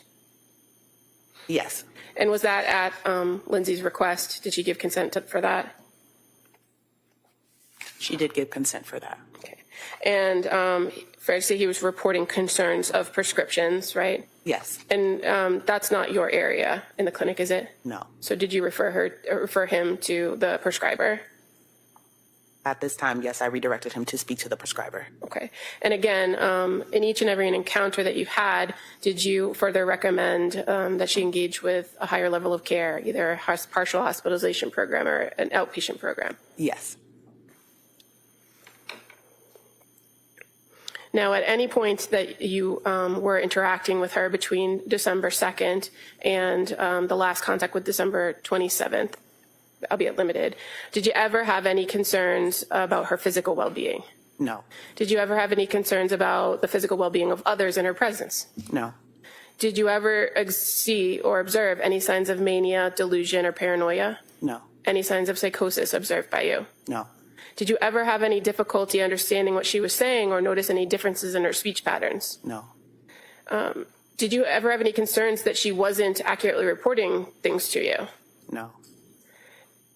And did you ever feel the need to collaborate with your provider for a higher level of care or an additional intervention? When I did, yes. And so would that be for the calling the police, section 12 or safety? Hold on. Good. We'll ask that and then we'll. My question was, in any of the times that you engaged with her, did you ever engage with your provider to come up with a plan for safety planning, section 12, or any other of those interventions you discussed before? No safety or section 12, no. So as far as recommendations, would you agree that those were the recommendations for higher level of care? Yes, for IOP or PHP services. Okay. And on that last visit that you had with her, she reported doing things outside of the home, right? Yes. And that stood out to you? Yes. As what? As an improvement in mood and ability to connect with others. Thank you. If I may have a moment to put these back together. What? Hey, sorry. Take the delay. Oh, they're on a break right now. Okay, this is perfect. I can go back and listen. What day are we on? Yes. But I was calling her to inform her. Okay, she got transferred. why did you have contact with her? Why did you make contact with Lindsay? I was calling her to inform her that her referral had been completed. Okay. And so you had a call with her at 10:23, 10:17, going back 9:44. Do you see that in the records that you have, the 4 notes that you have in front of you? So I think this is when Lindsay gets turned away from Rhode Island Women's and Infant, and they try to put in the referral again so Lindsay can get in. They kind of go in reverse order. Yes. But prior to the contact about the referral being completed and just reaching out to her and letting her know, did you have a conversation with her husband? Yes. And was that at Lindsay's request? Did she give consent for that? She did give consent for that. Okay. And fair to say he was reporting concerns of prescriptions, right? Yes. And that's not your area in the clinic, is it? No. So did you refer him to the prescriber? At this time, yes, I redirected him to speak to the prescriber. Okay. And again, in each and every encounter that you've had, did you further recommend that she engage with a higher level of care, either a partial hospitalization program or an outpatient program? Yes. Now, at any point that you were interacting with her between December 2nd and the last contact with December 27th, albeit limited, did you ever have any concerns about her physical well-being? No. Did you ever have any concerns about the physical well-being of others in her presence? No. Did you ever see or observe any signs of mania, delusion, or paranoia? No. Any signs of psychosis observed by you? No. Did you ever have any difficulty understanding what she was saying or notice any differences in her speech patterns? No. Did you ever have any concerns that she wasn't accurately reporting things to you? No. And did you ever feel the need to collaborate with your provider for a higher level of care or an additional intervention? When I did, yes. And so would that be for the calling the police, section 12 or safety? Hold on. Good. We'll ask that and then we'll. My question was, in any of the times that you engaged with her, did you ever engage with your provider to come up with a plan for safety planning, section 12, or any other of those interventions you discussed before? No safety or section 12, no. So as far as recommendations, would you agree that those were the recommendations for higher level of care? Yes, for IOP or PHP services. Okay. And on that last visit that you had with her, she reported doing things outside of the home, right? Yes. And that stood out to you Yes. as what? As an improvement in mood and ability to connect with others. Thank you. If I may have a moment to put these back together. Why don't we take the delayed morning break at this Delayed point? morning break. Hope it'll be a little bit shorter than normal, but we can stretch our legs. We'll have Is it going to be shorter than normal? you back here in a couple Okay, I do minutes. have to go back because the Commonwealth, I felt like she was jumping around on the dates with the 22nd and the 27th, but I don't know if I just misheard her. Observe any signs of mania, delusion, or paranoia? No. Any signs of psychosis observed by you? No. Did you ever have any difficulty understanding what she was saying or notice any differences in her speech patterns? No. Did you ever have any concerns that she wasn't accurately reporting things to you? No. And did you ever feel the Give me a second. I just need to clear something on the dates really quick. No. well, if I direct your attention to page 13 at the top of the page where it says risk assessment, there's a category for neurovegetative disturbances. Do you see that? Yes. Can you show me what you mean by page 13? Oh, page numbers. I remember this. Improved. December 19. I reported that sleep has improved. And that would be information that's reported to you, correct? Yes. What did you note under neurovegetative disturbances? Yeah. Okay. So is it December 19? Sleep improve? What did you note under neurovegetative disturbances? I reported that sleep has improved. And that would be information that's reported to you, correct? Yes. You can't make observations of whether somebody's sleep has improved, can you? No. So Obviously. in this instance, she told you she was going to follow up with the referral, that she was waiting for a call back, that she had improved sleep, but that her mood kind of had remained the same, low mood, numbness, right? Yes. Okay. Anything about your interaction with her that day that was different from the prior interactions? That day, she seemed to be more engaged. She was able to smile. She was able to laugh. So did you, about your interaction with her on this day, on December 19th, that made you think that you needed to, December as far as 19. 19th? No.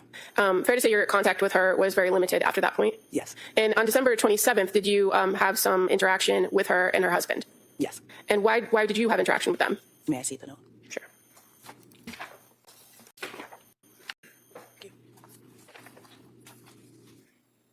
Can you repeat the question? On December 27th, why did you have contact with her? Why did you make contact with Lindsay? Okay. And so you had a call with her at 10. So the 27th, she calls to say the referral was completed. What happened on the 22nd then? How did we jump to the 23, 22nd? 10:17, going back 9:44. Do you see that in the records that you have, the 4 notes that you have in front of you?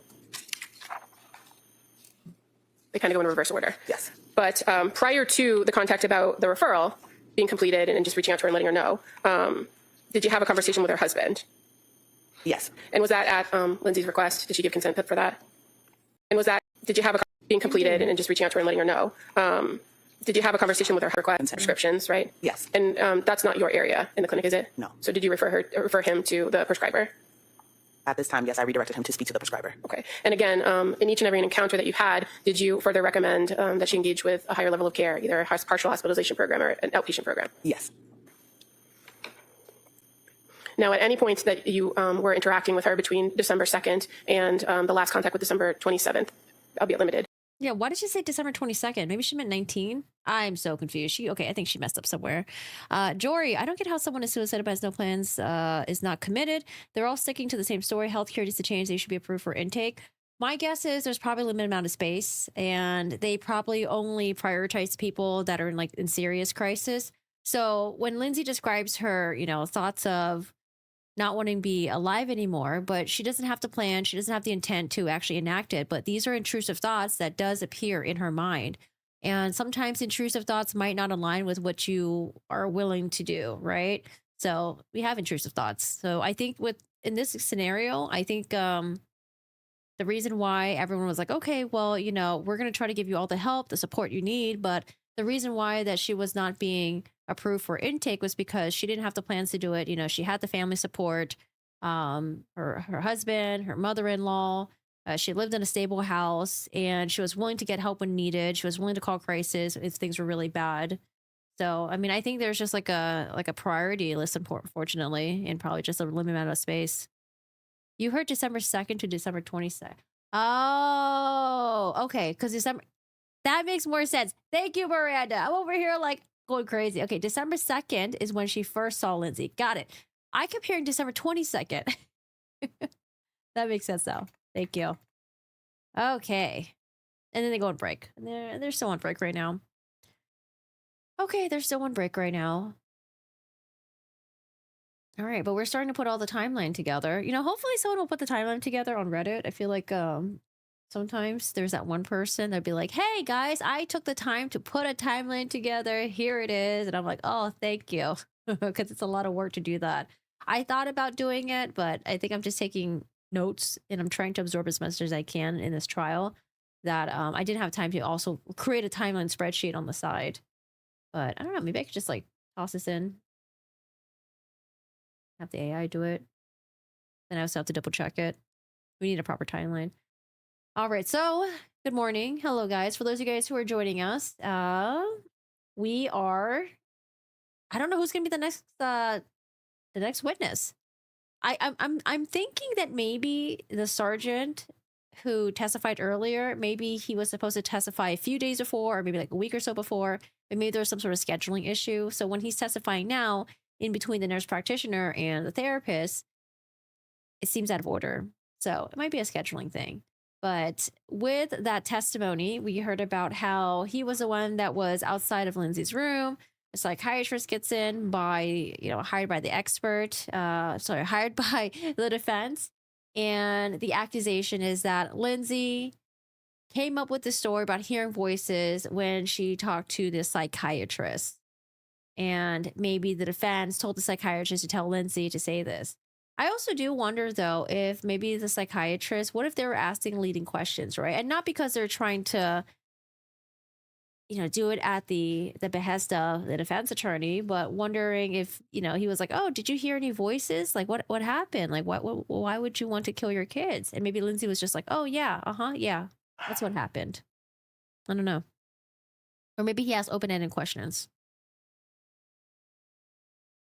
You wish that they would put a clear timeline. Hopefully, they'll have someone that testifies that would do that. Maybe the lead detective. I don't think we heard from the lead detective yet.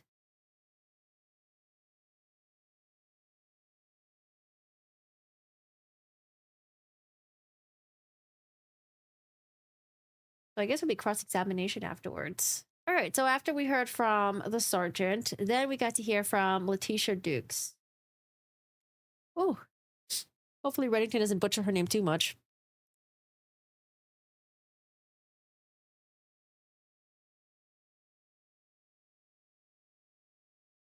That's what I was thinking. He asked leading questions. Yeah, I just don't know. Oh, someone mentioned about Patrick in the lawsuit. Let's see.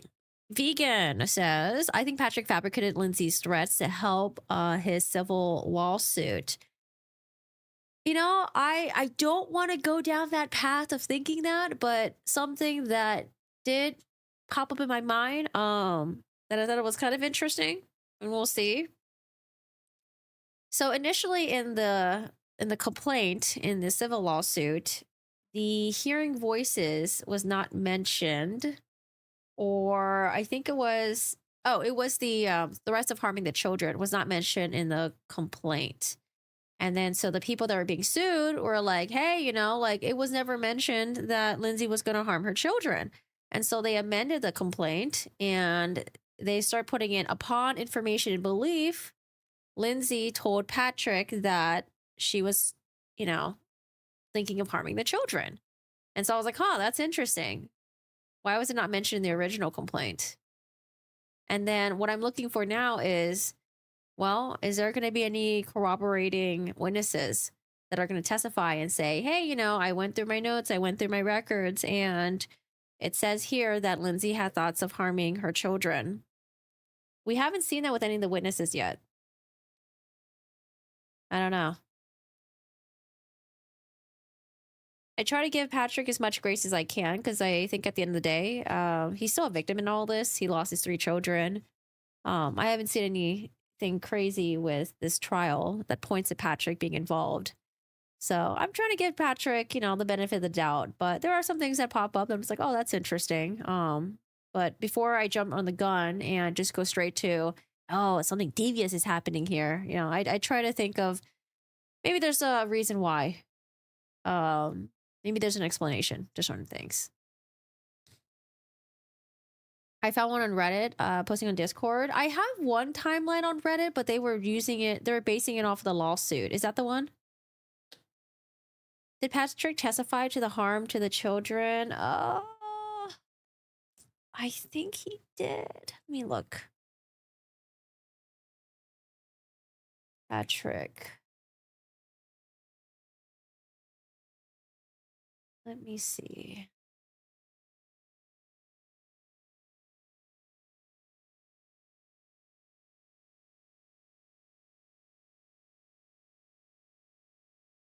Hi, Remy.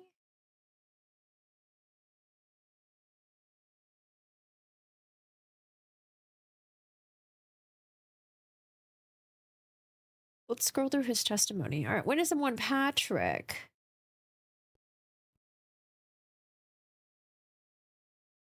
Patrick.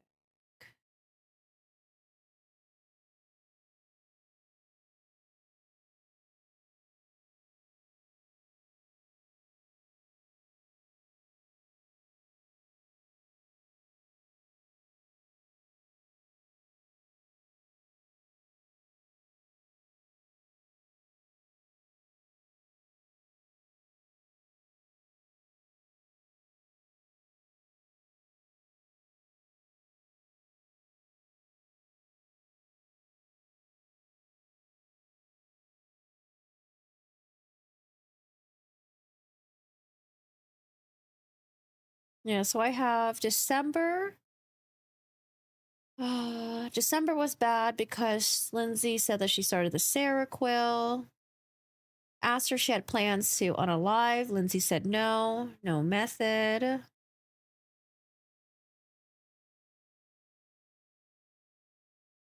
Yeah, he did testify to that. He said that Lindsay had intrusive thoughts of harming the kids. She did not, however, describe that there was a voice, but she said she had intrusive thoughts of harming the children. He asked her, "Do you have a plan? Is it disturbing to you?" She says she does not have a plan, and it is disturbing to her. The parents came up. He asked her, "Do you feel you need to be kept from them?" She said no. He said that he was very confused because she would be with the kids, spend time with them, but then have these intrusive thoughts. Now, if Patrick was participating in these therapy sessions or in these appointments with a psychiatrist, I would expect him to share it with them. Or even Lindsay, because Lindsay was always forthcoming about, the treatment plans that she was on, what's going on with her life. Yeah, I don't know. I'm waiting to see if there's any records of that, if any of the providers said that Lindsay shared that. I think there's also a possible world where Lindsay and Patrick didn't share, maybe because fear of judgment, fear of having your kids taken away. But I don't know. It's just, was it not shared to Lindsay's parents, Lindsay's family? I mean, because you got to remember, Lindsay is a nurse, right? Hopefully she would know that, there's no shame in any of that. But I think it's so hard, though, if you're the one that's experiencing it. But her mother-in-law is a nurse. She has friends that are either nurses or people that are counselors. I mean, I think it's a possibility that she didn't share it. But if she didn't share it to the providers, well, maybe that's why the providers, none of them decide to, escalate her situation. You feel bad that everyone's blaming him. Yeah, I don't want to blame him. But at the same time, I'm not going to ignore, certain things that I think might be like, oh, okay, this is interesting. But at this point, I don't think, there's nothing egregiously shady about Patrick being involved in killing his kids. But the only thing that stands out to me is just like the lawsuit stuff. Why didn't he tell South Shore? I don't know. I have no idea. Maybe, like sometimes people's memories were kind of funny. Maybe he could have sworn that Lindsay said that she had thoughts of harming the kids. Maybe he's misremembering. But I don't see how you can misremember something that important. But my dog has like a giant hair in his eyeball. I'm trying to pull it out. You think they're trying to rewrite history? How come we never brought it up? I don't know. Why didn't Lindsay bring it up? I don't know. I mean, I'm sure there's another theory that, well, maybe they did bring it up and no one wrote it down. I'm like, really? I don't know. That's pretty serious. I agree they're odd things, but I feel he looks broken about his kids. Yeah, I'm just trying to attribute to the things that are, you know, maybe a little odd to maybe just lack of information on my end. I do the recaps for you guys.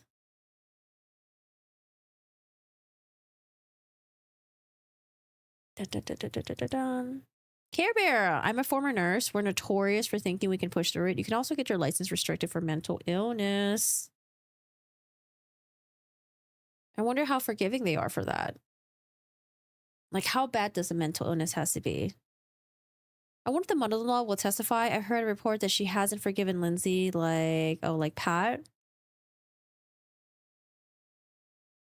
I don't know. The father-in-law testified for the state. I don't know if the mother-in-law is going to be a defense witness. Or maybe they don't need her to testify.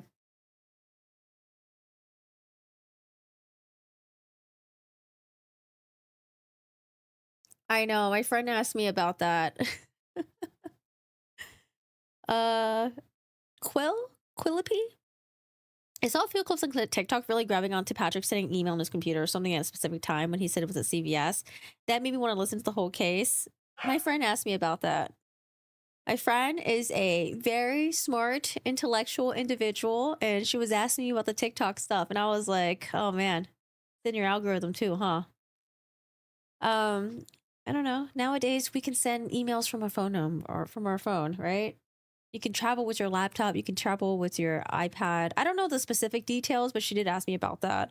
And I do remember that the Commonwealth was like, oh, you know, like what time did you leave the house? Oh, you know, when you sent the email, or something like that. Could have been from your car. But I don't know. I just didn't really get a sense that Patrick was zealously trying to blame Lindsay for this, that he was trying to throw her under the bus, that he was being evasive. When asked about the email thing and like what time he was at CVS, he was like, oh, I don't know. I don't really remember. I don't know. I have no idea.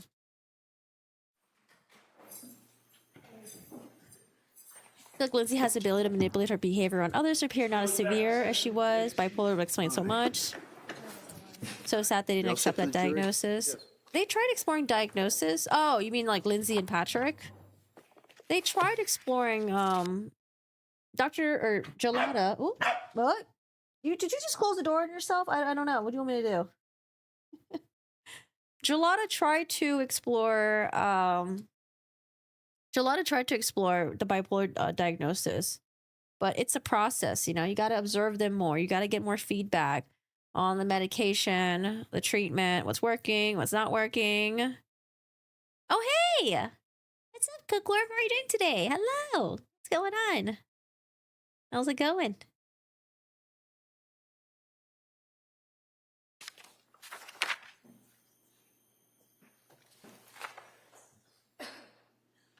People had issues with Patrick taking Cora to go skiing. I mean, you still got your children that you got to take care of. You know, if he felt like Lindsay was doing maybe a little bit better, if he wanted her to feel like she can handle this, you know, I don't think it's a big deal to take Cora to go skiing. I might look at it a little differently if it was like a bachelor party or something. He went to Vegas, like, okay, that's interesting. That's a choice. The husband point blank said she wasn't bipolar. Yeah, but I do want to know more context about it though, because you guys, the reason why I'm always just so hesitant about just jumping onto a specific narrative is because there are times when something happens and when you find out more information, you're like, oh, okay, well, that's like a complete 180 from what I originally thought. Or there are times when I swear to God that I thought I remembered something correctly and I thought it went the way that it did. But then I go back to, I don't know, if I go back to like the video cameras, or I go back to my text message, I'm like, oh, wait, no, I'm completely fucking wrong. I don't know. That's why I'm always so hesitant on just like jumping on you know, and having a very aggressive opinion on something. Because there's always ways where I'm like, you know, like I thought it was this way, but then I'm completely wrong. Hey, Mike, how are you doing today?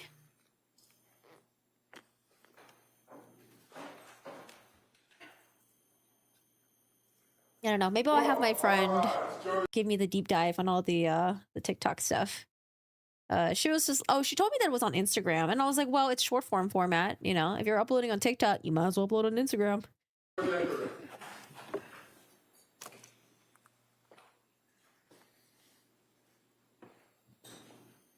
I agree with you. I couldn't do that.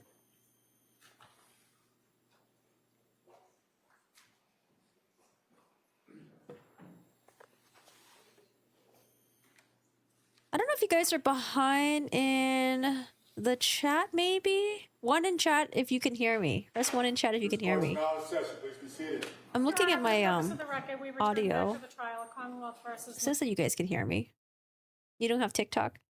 I don't really use TikTok. TikTok is like, it's a lot to consume in such a short amount of time. Your brain just starts getting, I don't know, man. It starts feeling a little numb.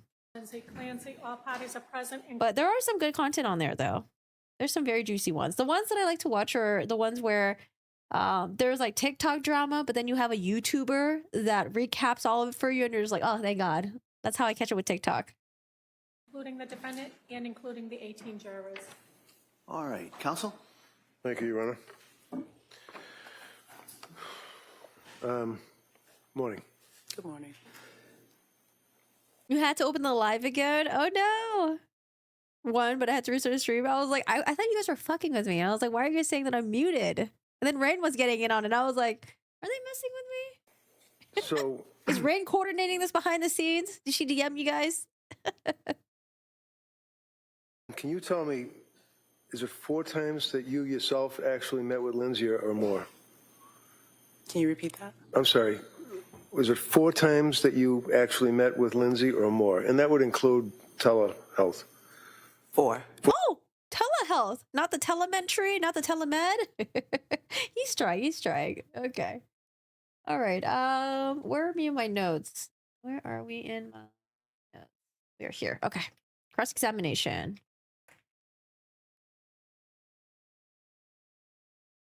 Why does anyone put on weight? The husband saying she wasn't bipolar. He isn't a doctor. I don't think they're trying to defer to him for the diagnosis of whether or not she had bipolar, but whether or not he was resistant, whether or not he was defensive, whether or not he was open to the idea that, you know, Lindsay could be suffering from something else. Or was he only taking Lindsay's word for it that it was not anything else and it was only just her being addicted to the Seroquel, the Ativan, the Benadryl, or not the Benadryl, the Valium? 4 times, okay. You met The with her. TV, yeah, the tele-TV. With TikTok, nothing at all. Health. 4. 4 Yes. times, okay. You met with her on the 2nd of December, right? Yes. And you met with her on the 12th of December, is that right? Yes. You met with her on the 19th of December, right? Yes. And is it the 27th as well? Was there another one? Do you remember when that was? That was by phone. By phone. Whose laptop is that? That's not his laptop, is it? I feel like I haven't seen him with a laptop. He's been using all these like papers, print out the boards. Would that be the 27th? Yes. Okay. So what I'm going to do is give you the documents that the district attorney is questioning you from, so that you can actually have them in front of you, okay? Thank you. And you can slide up and just... Patrick seems like the type of man that would never push back on his wife's opinion. I could see that for sure when it came to the health stuff, the medical stuff, because Patrick isn't a nurse. Lindsay was a nurse, and it wouldn't surprise me if he thought that she was had more expertise in it, and maybe he was reluctant to share his thoughts and opinions about it. I don't know. But Patrick does seem like an easygoing guy.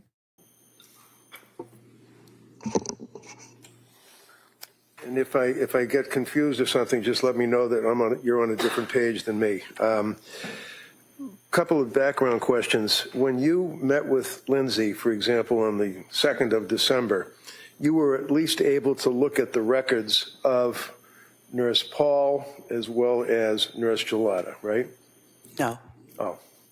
I mean, you guys work in the same place, though, right? Yes. Okay. So when a woman is in postpartum and comes to South Shore Health for help, when you're trying to help them, you can't see the medical records from what the other people like Nurse Paul and Nurse Gelada have written down? You can see the records, yes. You can? Yes. Okay, so you did look at the records? I did not look at the records. Okay. On the 2nd of December, and you can look along with it if you wish, looking under what would be referred to as behavioral health intake. Your pages are numbered, mine are not, so if you can find that one page, behavioral health intake on December 2nd. And the jurors will have this as an exhibit, but just going through the pages. You have it?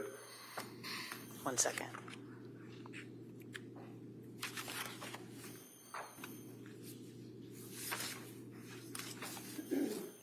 Yes, I have it. Okay. Now, one of the things that you would be interested in when you're interacting with a patient that comes to your facility for help is how honest they are, right? Yes. Especially in psychiatry. You want to make sure that the person is not lying to you or hiding something. You want them to be honest, right? Yes. And, for example, Lindsay disclosed to you and to the others that back in 2012, while she was in nursing school, she actually had Prozac because she was very nervous, actually, about public speaking. But she was on Prozac, right? 1 second. Sure. I think it's right under behavioral health history, first paragraph. Yes.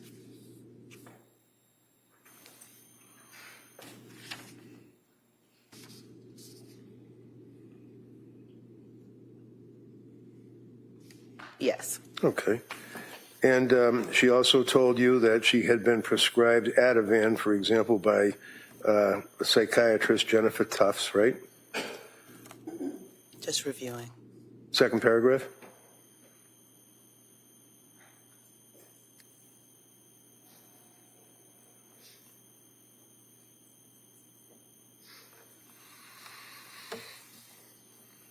So, no, that's not what I see here. Okay, do you see where it says prior to attending the SHORE program, sentence, second paragraph? Yes. Patient was prescribed Ativan by psychiatrist Jennifer Tufts? It says here she was prescribed Zoloft. Well, I must be misreading something. I apologize. Let me approach you.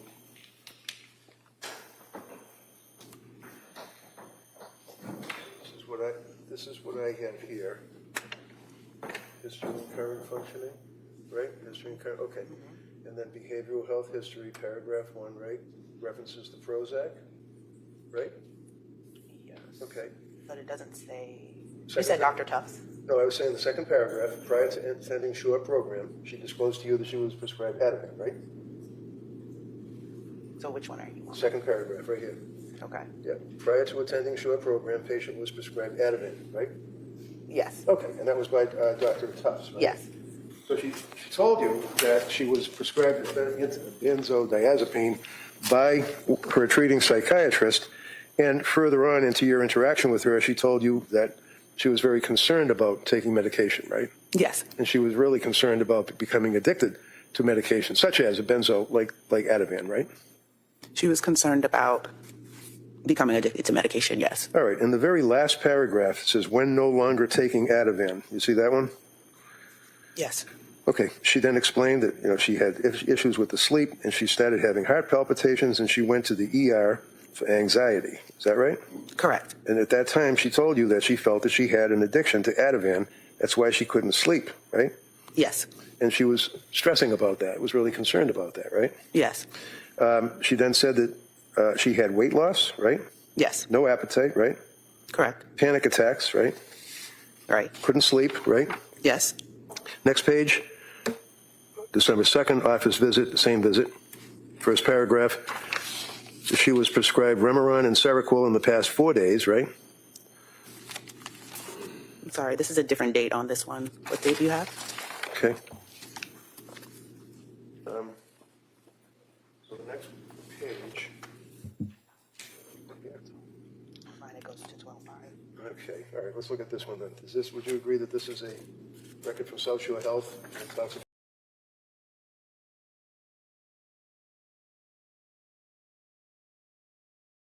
Was Lindsay, what was I reading? I'm so confused. Is Lindsay honest or was she too crazy to be trusted? Well, according to yesterday, Lindsay only went to nursing school. You know, she doesn't have familiarity to these medications. Did you know that she was Googling 60, 70, 80 times? I think he was trying to make a point that the nurse practitioner shouldn't have expected Lindsay to be familiar with these medications, but Lindsay said that she was, and she seemed like she was. about continuing your appointment December 2nd. Yes. Okay.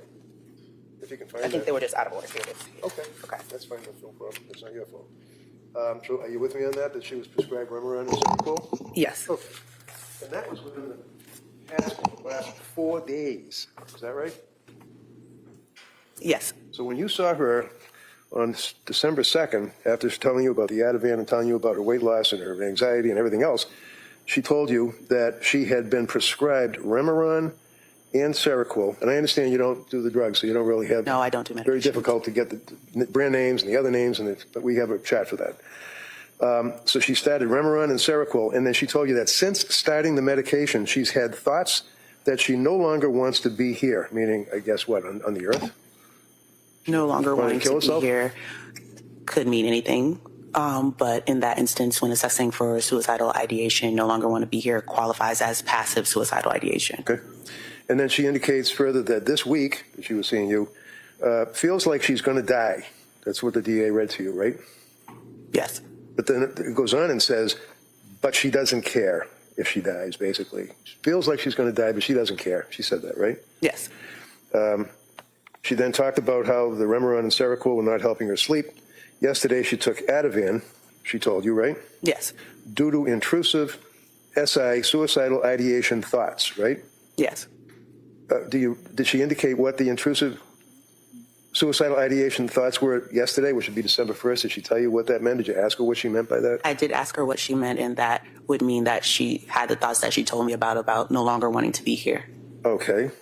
And you then told her that she could go to the ER and that you then sent her local crisis contact information. Is that right? Yes. And then talks about onset. It says 3 months after the baby was born, she had unmanageable anxiety, correct? Correct. And what did she tell you the anxiety was about? 1 second. Yep. It's under onset.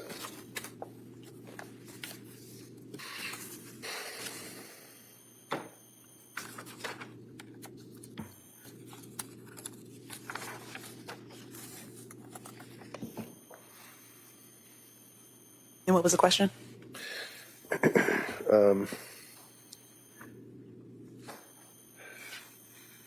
Under onset, she indicated 3 months after the baby was born, she had unmanageable anxiety, is what Yes. the district attorney asked you. And then it continued on with a sentence. What was her anxiety about? About her children, especially the baby. And what does that mean? She was having unmanageable anxiety. Do you know, what does unmanageable mean? So constantly worried that something was going to happen to her children or something bad was going to happen to the baby. And at that time, the children were 4, 3, and 6 months, right? Correct. Under social, the notes indicate that she talks about her anxiety all the time with her mom, husband, and mother-in-law, correct? Correct. And one of the questions the DA asked you is about her support, family supports or collateral contacts, and you indicated the mother-in-law. She also had her mother and father as family support as well, right?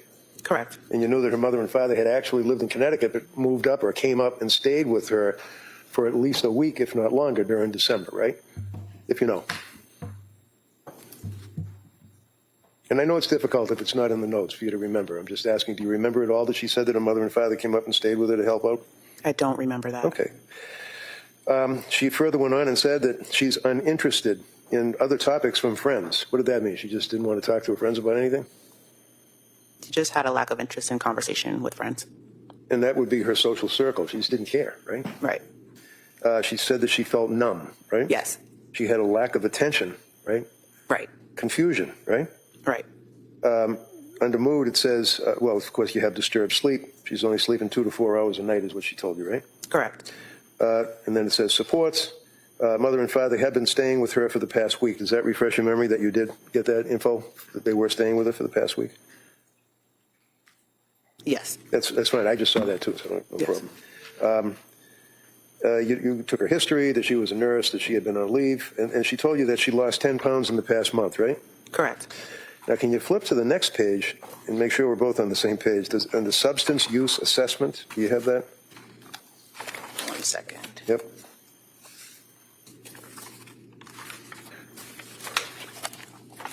Yes. Okay. So one of the things that you're concerned about is whether or not your patient has a substance abuse problem, like drugs or alcohol or something like that, right? Correct. And you've already told us that your opinion was that Lindsay did not have any substance abuse problems other than her fear about the prescribed Ativan, right? Correct. So did you ask her about alcohol? Yes. Can you tell me what she said about alcohol? She said the last time she drank alcohol was in October of 2019. Go ahead. Yeah. Did she tell you how much, what it is that her alcohol of choice was? She said her alcohol of choice was wine. She would have 1 to 2 glasses Did she say why she would do that? to cope with anxiety. Okay, and this is back in 2019, right? Correct. That would be 3 years before you actually met with her in December of 22, right? Correct. Cannabis, the Yes. weed, the devil's lettuce. How about The that? weed? Did she confess that she was using marijuana? Yes, she said she did use marijuana. When? Last use was November 15th, 2022. Why? I'm sorry? Why did she say that she used it? It's under comments? Yes, I'm taking a That's look. okay. She said she tried a marijuana gummy to help with sleep. And that was on November 15th of 22, right? Yes. Go to the next page, assessment and recommendation. If you have that, make sure we have it.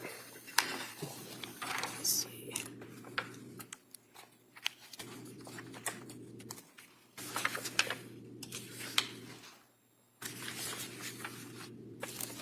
Yes. Okay.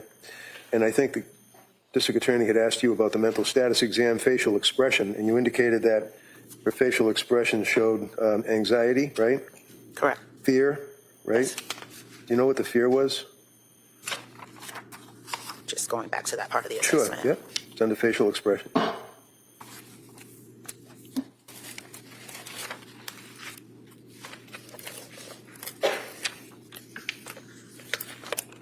And you said facial expressions, Yes, right? please, yeah. Anxiety, fear, apprehension, sadness. Okay, so if I can, I apologize. If you just keep what you're very soft-spoken. Yes, I'll walk. Voice up so the jurors can hear you. Yeah.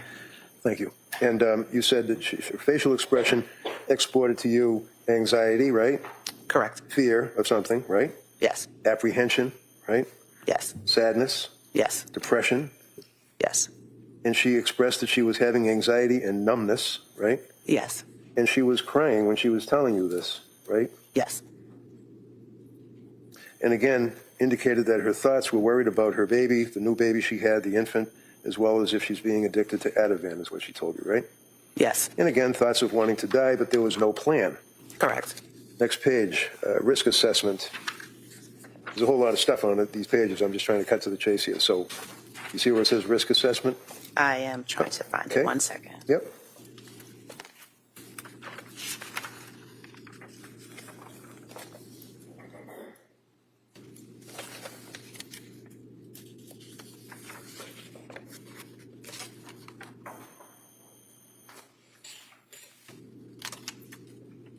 Under current I'm sorry, it's under risk assessment.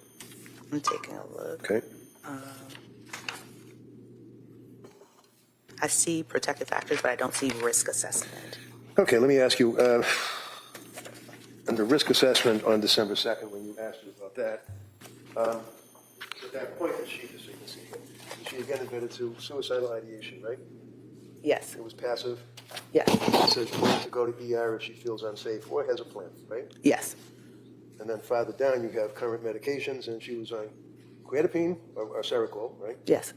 Fluoxetine or Prozac, right? Correct. Lorazepam or Ativan, right? Yes. Mirtazapine or Remeron, right? Yes. And they were all that was all active prescriptions that she had on December 2nd, right? Yes. Told you that she is seeking counseling for postpartum anxiety, right? Yes. Do you have on December 2nd, continuing on with your evaluation, where it says clinical notes? Do you have the clinical notes? 1 second.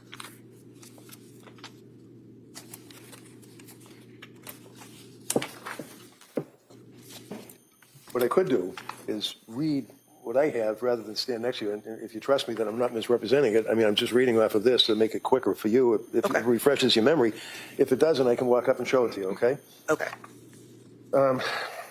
On that day, your notes say patient requested addiction support services. Do you recall that? Yes. And that you indicated that you would be sending patient addiction support resources by my chart or the message thing, right? Correct.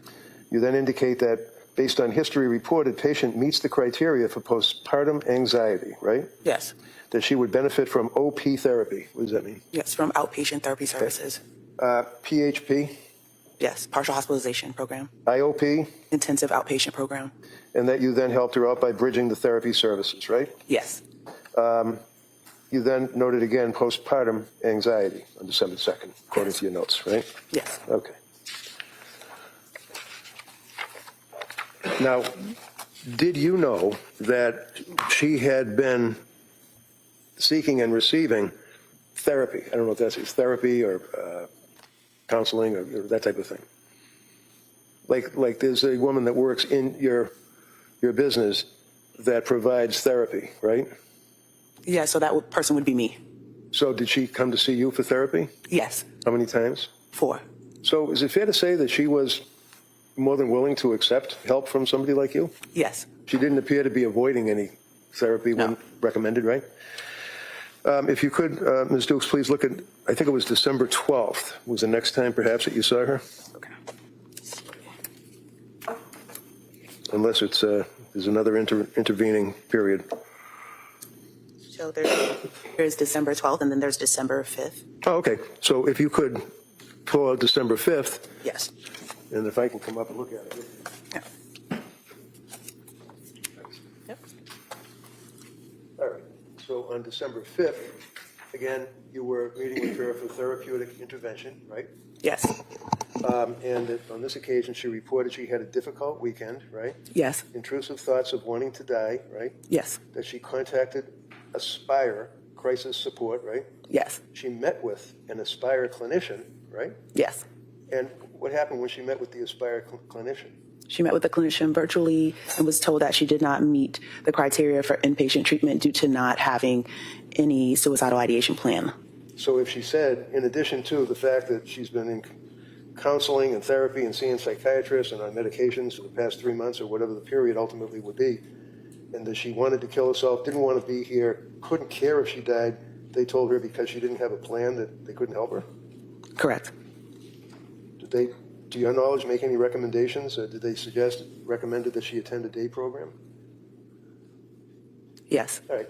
And that person from Aspire then said he would send her patient resources, right? Correct. But nothing ever happened. He never sent her any, you did, but he never sent her any patient resources, right? If you know. Not to my knowledge. Okay. All right. So she had you at least to talk to and counsel and advise her.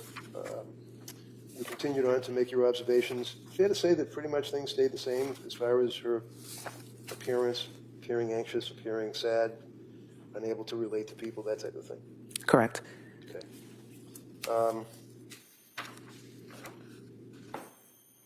Then you have, is it chief complaint of present illness?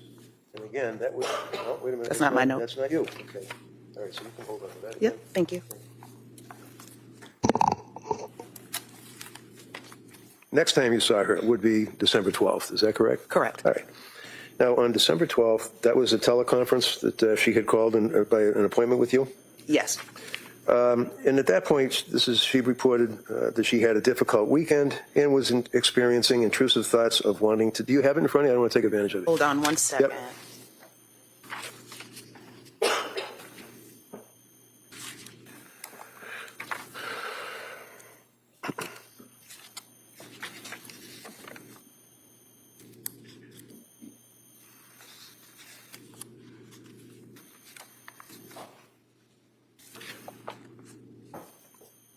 I don't see the 12th in here. Okay. Page 28. Page 28.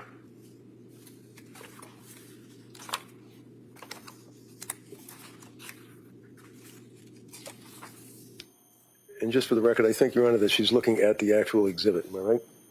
That's the exhibit? That's in evidence? No, it's not. Okay. Can it be in evidence? Can I offer that? Yeah. Okay. Can I offer that? Any objection? Sure. Yeah. Man, if I could just add that.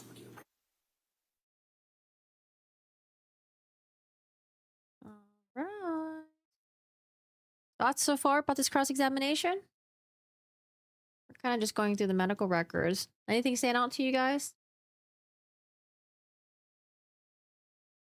I think they're still on. I wonder if they're just going to take a lunch break soon. Oh, and actually, no, they have 40 minutes before they take a lunch break.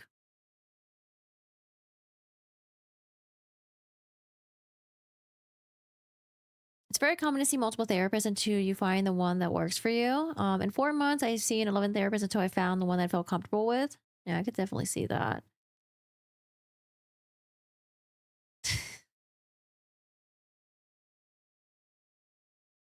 Hannah, I have sadly admit that I have more sympathy for Lindsay before a defense attorney started befoling the court with his aggressive bloviating and many reps of the shut it off fiasco.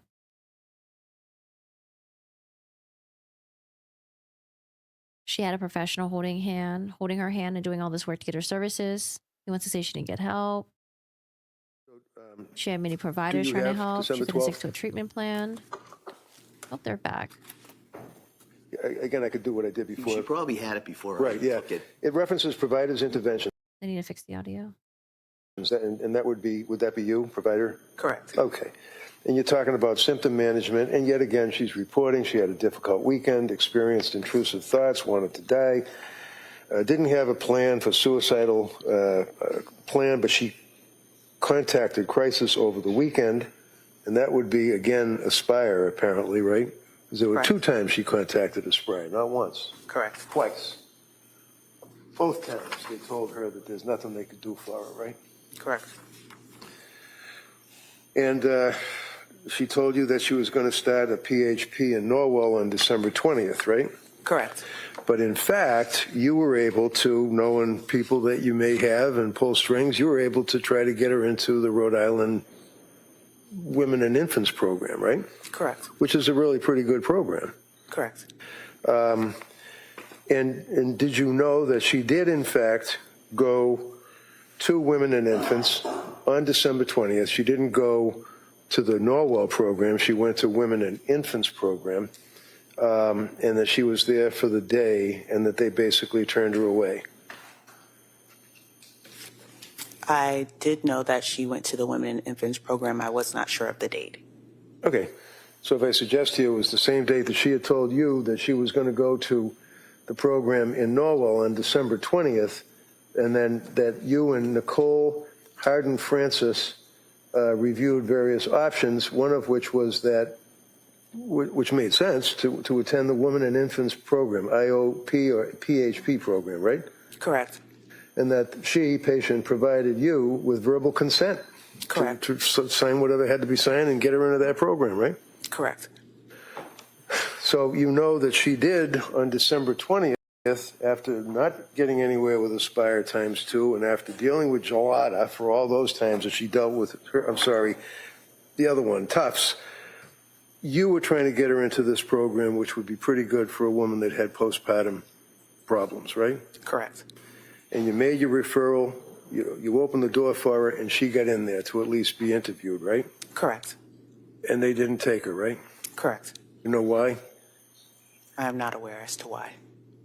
Would you be surprised if I told you that they indicated that they could not help her out because their diagnosis or secondary diagnosis was that she was over-medicated? Repeat the question. Would it surprise you to know that they indicated that they couldn't treat her as a woman with postpartum psychosis or postpartum depression or postpartum anxiety or any of that because their opinion was that she was suffering from an over-medication? It would surprise me, yes. But you don't know. I do not know. Okay. Did you know that the records from women and infants indicate that, in fact, on that very same day, they reached out to Nurse Gelada and asked her to call them so that they could discuss the medication, and Gelada never got back to her? I was not aware of that. I'm sorry? I was not aware of that. Okay. I think the district attorney had asked you a question about the last time that you saw her or had any activity with her was on December 19th. Is that right? Correct. Okay. And I may have misunderstood. Did she ask you, did you call? Where's the proof that they said such thing? I'm sure we'll hear from the Rhode Island person, Dr. Diaz. Ooh. But I do have questions about that, though, because if Lindsay went there and Lindsay's main concern that she vocally, voiced out to them was, hey, I'm addicted to these medications, and I feel like ever since taking the Seroquel and the Remeron has made me have these intrusive thoughts, then they would go with her narrative and rely on that more, and they might be like, oh, okay, then the medications are the issue. So because you're having issues with the medications and it's not necessarily postpartum depression, anxiety, then we need to get you off the meds first, and that's why we're not going to accept you in. I don't know. I'm assuming that's how it went down, maybe? Lindsay 4 times and she never got back to you that day, or is that just a list of different things that you did for her?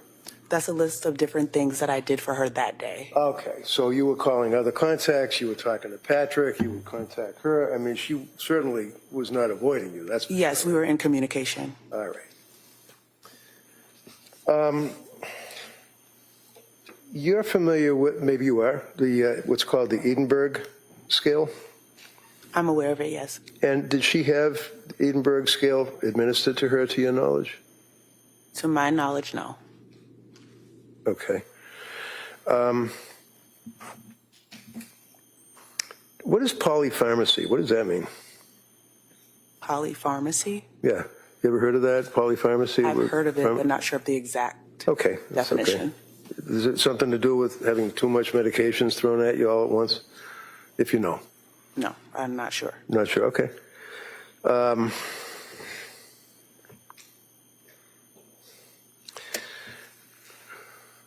Excuse me for 1 minute.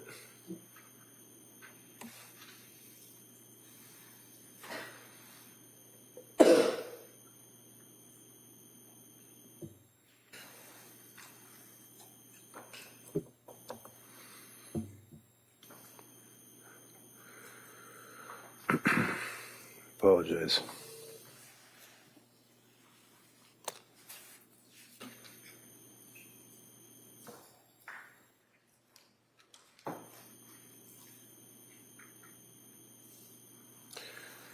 I just had something pulled up and it just went back to default on me, so I just need a second. I apologize.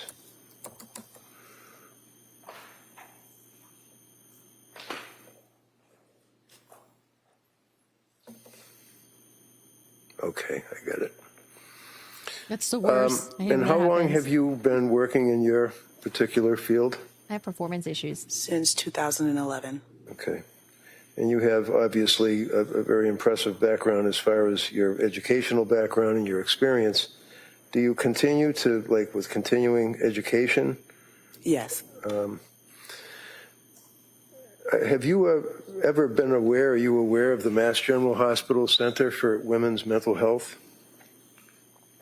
I'm aware of it, yes.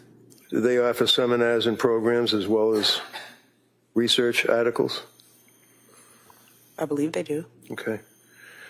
Do you know that Mass General Center for Women's Mental Health about a year ago issued a fairly major study and various recommendations for people that are dealing with women that have postpartum periods and how they break up the periods? You familiar with that? No, I'm not familiar with that.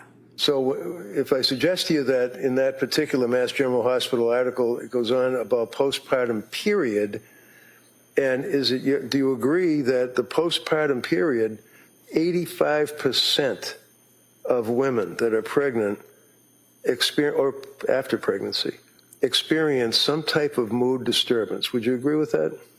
No, I wouldn't agree with that. All right. Would you agree that 10 to 15% of women develop more significant symptoms of depression or anxiety? I agree. Okay. And then postpartum psychiatric illness is then divided into 3 categories. One sounds like something out of the 50s. Postpartum blues. Would you agree with that? Yes. You've heard that expression before, Correct. right? And it can be bothersome, it can be aggravating, it can be intrusive, but it's not threatening the life of the mother or a baby or anybody else, right? Correct. And it's fairly common, right? Correct. Number 2 would be postpartum depression. Now, that's a different issue, correct? Yes. And number 3 would be postpartum psychosis. Is that right? Yes. All right. Now, postpartum depression, prior to morphing, if you will, into postpartum psychosis, consists of a number of symptoms, symptomology, right? For you to diagnose a woman, whether she's pregnant, has the baby, or after having the baby, with postpartum depression, there are certain things that are symptoms that you look for, right? Correct. Okay. One of which would be depressed or sad mood, right? Yes. Lindsay had that, right? Yes. Next would be tearfulness, right? Yes. Lindsay had that, right? Correct. Next one would be loss of interest in social activities or usual activities or friends. She had that, right? Correct. Feelings of guilt. She had that, right? She didn't express feelings of guilt. Okay. Feelings of worthlessness. Did she express that she felt worthless? She did not express that. How about fatigue? Did she have that? She did not express fatigue, but lack of sleep. I know lack of sleep. Were you aware that, in fact, that she had indicated that she was so wiped out that she couldn't even get out of bed, couldn't put her feet on the ground, and if she did, she felt heavy? I did not hear that from her. Okay. How about, you mentioned it, you got it, sleep disturbance is another issue, correct? Correct. She had that, right? Yes. Change in appetite, she had that, lost 10, 15 pounds, right? Yes. Poor concentration, she had that, right? She said she was numb. She could Yes. not focus. Suicidal thoughts? Yes. We know she didn't have a plan, but she had suicidal thoughts, right? Correct. So under the Mass General Hospital research project for women that are suffering from postpartum issues, she pretty much hit every one of the postpartum depression symptoms, correct? Correct. And then it talks about if it increases in severity, significant anxiety symptoms may occur. Not generalized anxiety. Significant anxiety symptoms can occur. Is that right? Correct. And one of the ways that you determine that is by the test that it can be administered to a person who is in a postpartum status, and that would be what we talked about, the Edinburgh test, right? Correct. And you're aware that she was given the Edinburgh test and had a 23 out of 30, I think it was. I was not aware. Okay. And some women develop panic attacks referred to as hypochondriasis. You'd agree with that, right? Agree with that in reference to. Lindsay, she had panic attacks and complained of having panic attacks. Yes. Okay. And then you can get into the various diagnoses of which, on a postpartum person in that time frame, obsessive compulsive disorder, OCD, right? Correct. Or bipolar 1 or bipolar 2, right? Are you using them interchangeably or could develop? Trust me, let's say bipolar 1, Yeah. okay? So that would be one mental disease, correct? Correct. And it's pretty serious stuff, right? Yes. And if a person is diagnosed as bipolar, one of the things that you shouldn't, if you know, is prescribe SSRIs such as Prozac or Zoloft, right? If you know. I'm not sure of that. Okay. Would you agree that with various cases dealing with postpartum depression, all of the symptoms that we talked about they utilize the Edinburgh Postnatal Depression Scale, which is a 10-item questionnaire that can identify women that have postpartum depression and the severity that they have. And on the scale, a score of 12 or greater it raises concern and indicates a need for more thorough evaluation, right? Correct. Do you know whether she was thoroughly evaluated by anybody other than Tufts and Gelada? I'm only aware of Tufts and Gelada. Okay. I mean, you were trying to do the best you could with what you had to work with, right? Correct. Okay. Now we get to postpartum psychosis. That's the third category, right? Postpartum psychosis, you'd agree, is the most severe form of postpartum psychiatric illness. Is that right? Correct. Would you agree that it occurs in averages about 2 out of 1,000 women, right? Correct. And its presentation can be very dramatic with onset of symptoms, and that can be within a year, according to the CDC, Center for Disease Control, Yes. right? Okay. And when it hits you, it just hits you, bang, quick, right? Correct. And when you think about 2 out of 1,000 people, seems like a daunting number, but if I tell you that Fenway Park, when they're full, when they're playing the Yankees, they have 37,700 people. If you take the 37,000 people and you multiply it by 2, that would mean as you're sitting there behind first base, 74 women Baseball fan. possibly have postpartum psychosis, right? Not sure of that number, but Well, if you agree that it's 2 out of 1,000 according to the studies and the statistics, and if Fenway Park has 37,000 seats, times 2 would be 74. okay. That's a pretty large number of people, right? 74 people out of that crowd? Okay. It's not that horribly unusual. I mean, it's something that perhaps you've dealt with in your practice, right? Yes.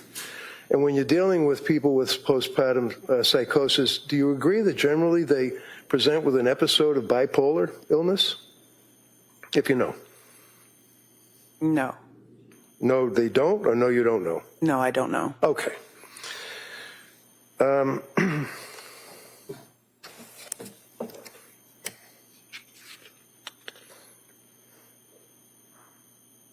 Bottom line is, from your dealing with Lindsay, she appeared to be sincere, right? Correct. She appeared to be looking for help, right? Correct. She appeared to be hurting, right? Yes. Turning in every direction she could for help, right? Correct. And the last time you saw her was when? December 19th. Okay, thank you very much. All right. Attorney Bucky. Briefly, please. He seems less spicier today. I mean, he is doing everything himself. It's a lot of work. We're on day 12 right now. We're maybe not even halfway. Ms. Dukes, you indicated that you didn't review the records of Nurse Paul or Nurse Gelada. Correct. Why? I wanted to have a fresh set of eyes to look at the situation and to assess it when she came in for her visit. That's typical practice. And that's why you do an entirely new process, right? Where you do your own intake, you assess diagnostics for determining whether there's any sort of mental illness, right? Correct. And while you can collaborate or speak with the providers about an overall treatment for the patient, your therapy is your therapy. Correct. And as far as your role, you don't have any role in medication management, do you? No, I don't. Okay. And so when the note read current medications, is that just based on what pre-fills for the patient, based on their historical records for the clinic? Yes. Okay. And so you don't know what she was prescribed and when, and if all of those prescriptions were active. You just know what's in the computer. Correct. And as far as the timeline here for the recommendations for partial hospitalization, I just want to make sure that we're clear. You had been for some time recommending some sort of partial hospitalization program, correct? Correct. And on December 12th, you had already talked to Lindsay Clancy about the Women and Infants program, had you not? Correct. And so when she told you on the 12th that she was starting that program in Norwell, that wasn't from your referral, right? No. And you still recommended women and infants. Correct. And you got her consent on that visit, right? Yes. And on the 19th, when you saw her, were you aware that she had been at the Mass General ER on December 15th for evaluation? No. And that she had reported then to them that she opted for an outpatient program at Women and Infants as opposed to going inpatient to McLean? Did you know that? I wasn't aware of that. Okay. And when you met with her on the 19th, after the visit to the ER, she still hadn't engaged with Women and Infants, had she? No. And so you had to re-refer her. Yes. But you weren't aware that she had already gotten a referral from Mass General. No. And so you did later learn she went on December 20th, correct? Correct. And were you able to review those records about this No, I visit to wasn't. the 20th?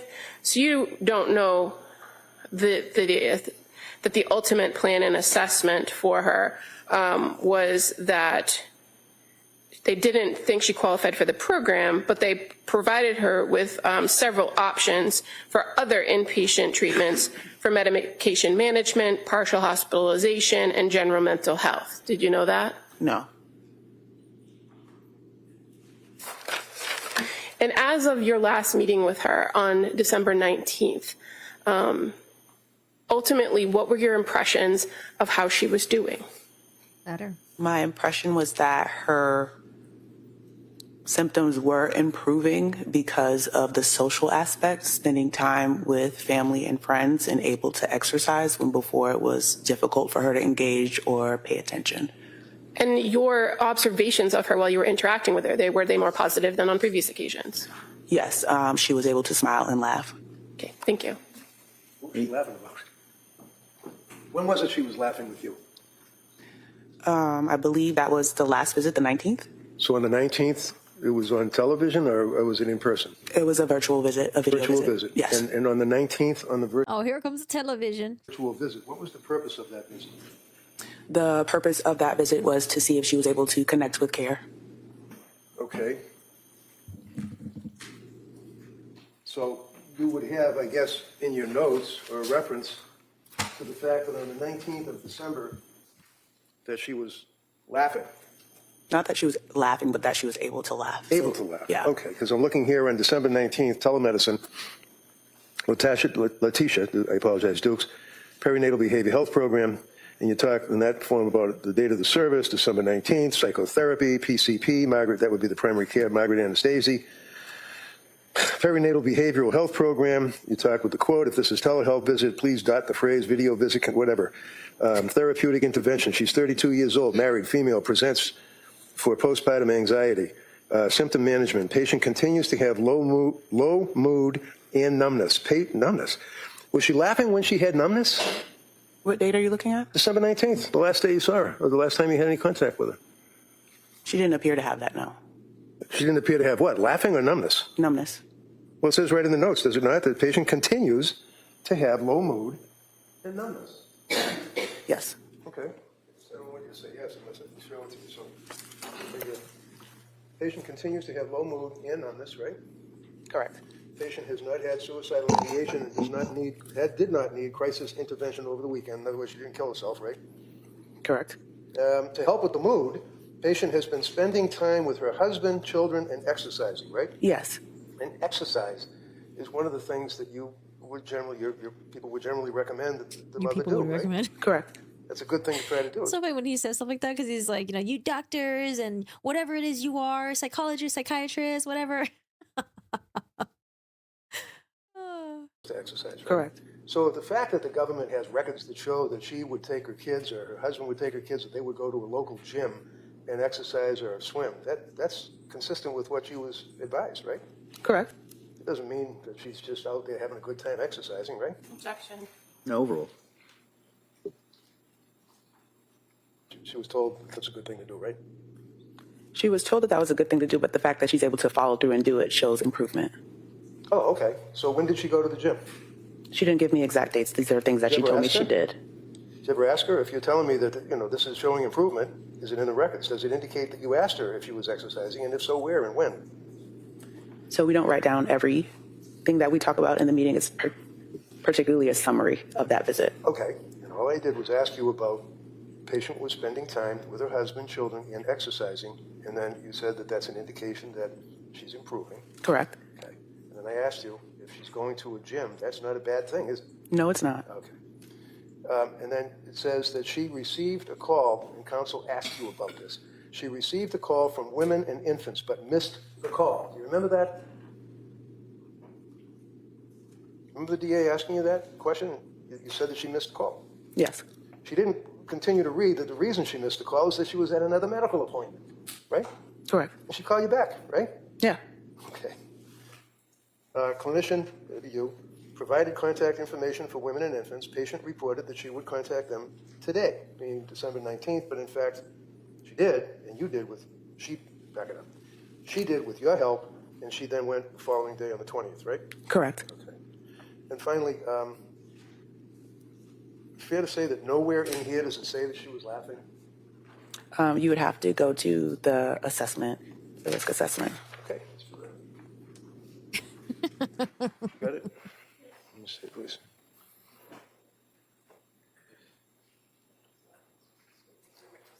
Okay. All right, here comes the assessment. Now, what's a mental status exam? So a mental status exam is to assess how the person is appearing that day, their mood and their interaction with you in that visit and how you perceive them. Okay. So, with the help from the DA, we have December 19th, the telemedicine form, clinical notes, right? Yes. The laughing wouldn't be in that area, would it?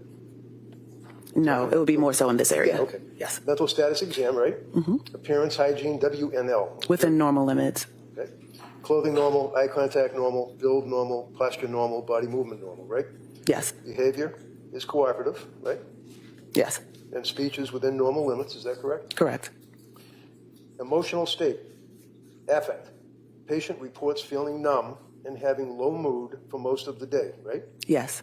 Facial expression, other. Facial expression, calm, was able to laugh and smile, right? Yes. Would that be in response to you saying something funny, or why was she laughing? That would be in response to me saying something funny. So you guys were kind of bonding a little bit. Yes. All right. But she basically still continued to report that she was numb, having low mood, and basically the symptomology that she had already reported, right? Correct. Okay. Thank you, ma'am. I appreciate it. All right, Como? Nothing further, thank you. All right, thank you. Thank you. You may sit down. Thank you. All right, they were caught up.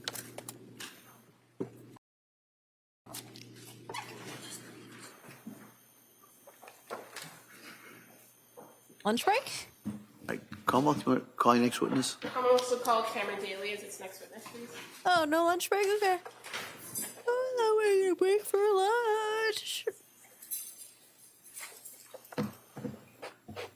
Okay, so Attorney Reddington is addressing that maybe the Commonwealth is leaning on Lindsay being able to exercise and that she was feeling well. But, I do understand that you're going to try to exercise if you're trying to feel better, right? If you're feeling down in the dumps. So I didn't really see anything too crazy going on with the exercise. It's not like Lindsay was, like posting her workouts on TikTok and like she was like really bubbly and stuff. And she was like really like, I don't know, like that she was doing well as a signal, with exercise as a signaler.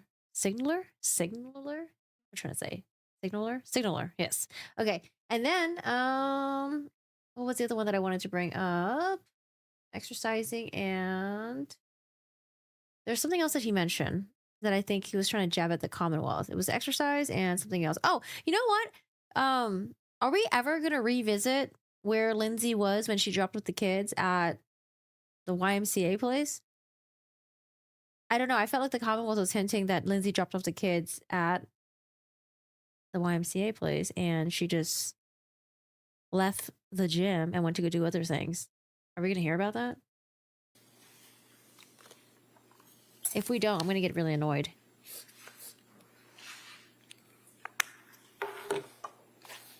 Okay. Who's next? Law enforcement? Kind of looks like he could be an attorney. All right, witness number 62, 60. Good afternoon. Do you solemnly swear that the testimony and the evidence you shall give to the court and the jury in the matter now pending between the Commonwealth and the defendant's class will be the truth, the whole truth, so help you God? Thank you, sir. You may have a seat. All right, good afternoon, sir. Afternoon, Your Honor. All right, Ms. Buckingham, please. Thank you. Sir, could you please tell the jury your first and last name? Cameron Daly, And how do you spell your first name? Cameron. And can you just spell your last name for the record?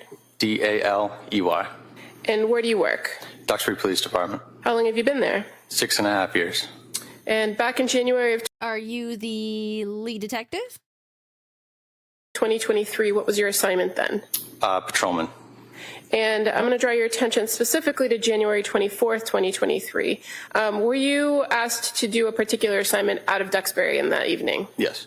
And what were you asked to do? Report to Brigham and Women's Hospital And why were you going there? for hospital watch of the suspect. And that individual was Lindsay Clancy? Correct. Was there already a Duxbury officer on scene at Brigham and Women's when you got there? Yes, 2. 2? Yes. And who were they? Officer Lepard and Officer Broderick. And when you arrived at the Brigham and Women's Hospital, were you by yourself or was there somebody else with you? I was with another officer, Officer Thomas Johnson. Okay.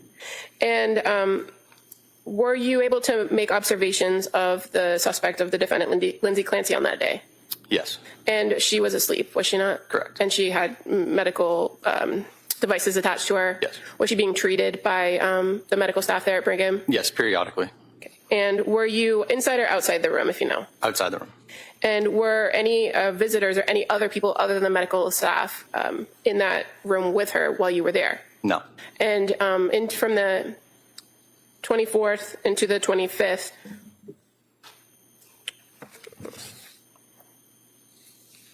what time did you leave the next day on the 25th? So I reported to the hospital on the 25th. Oh, okay. I was there. I arrived at 10 a.m. So your shift there at the hospital was what? I got there at 10 a.m. I left about 7 p.m. that night, but it was an 8 to 4 scheduled patrol shift. Okay, and you said that was on the 25th? Correct. And you took over for Officer Lepard? Correct. Who were there on the overnight previous. Okay, thank you for clarifying. And when you left that next evening on the 25th at 7 p.m., was there another Duxbury officer who came to relieve you, or who came to relieve you? No, at that time, State Police Detective McDonald arrived on scene with his crime scene team, and then Plymouth County Sheriff deputies came to take over the hospital watch. And during that entire shift that you were there, were any attorneys or any other individuals in the room to see Ms. Clancy? No. And did you go back to the hospital for any shifts after that day? No. Thank you. Nothing further. Were you in uniform? Yes. Had your gun on? Correct. Had your badge? Yes, sir. The other guy too? Yes, sir. You were going to what, guide the woman that was tied to the bed? Correct. That's all we have. Anything? Nothing further. All right, thank you, sir. Let me step down. Thank you. You never know. Some people, right. you know, can squeeze out. So, members of the jury, rather than start another witness for just a couple of minutes, Or you never know. Someone might try to squeeze in. we're going to break, take the afternoon recess at this point. The plan would be to come back approximately 2 o'clock, come right back and resume with the Commonwealth's case. I'll remind you again, I think you probably know what I'm going to say. No talking about this case. Don't do any research about this. Don't read anything about it. While you're on break, don't go anywhere that has anything to do with this case. Take the next hour. Just kind of put this out of your head. We'll see you. Okay, thank you. Court, all right. Good. Find yourself a notebook. There's all this.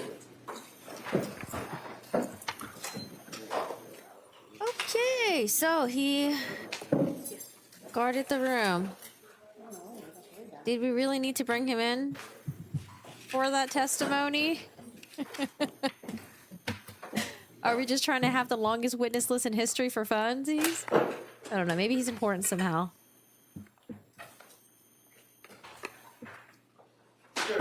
All right, Councilor, just for 1 second, sidebar, just for a minute. I don't know if they...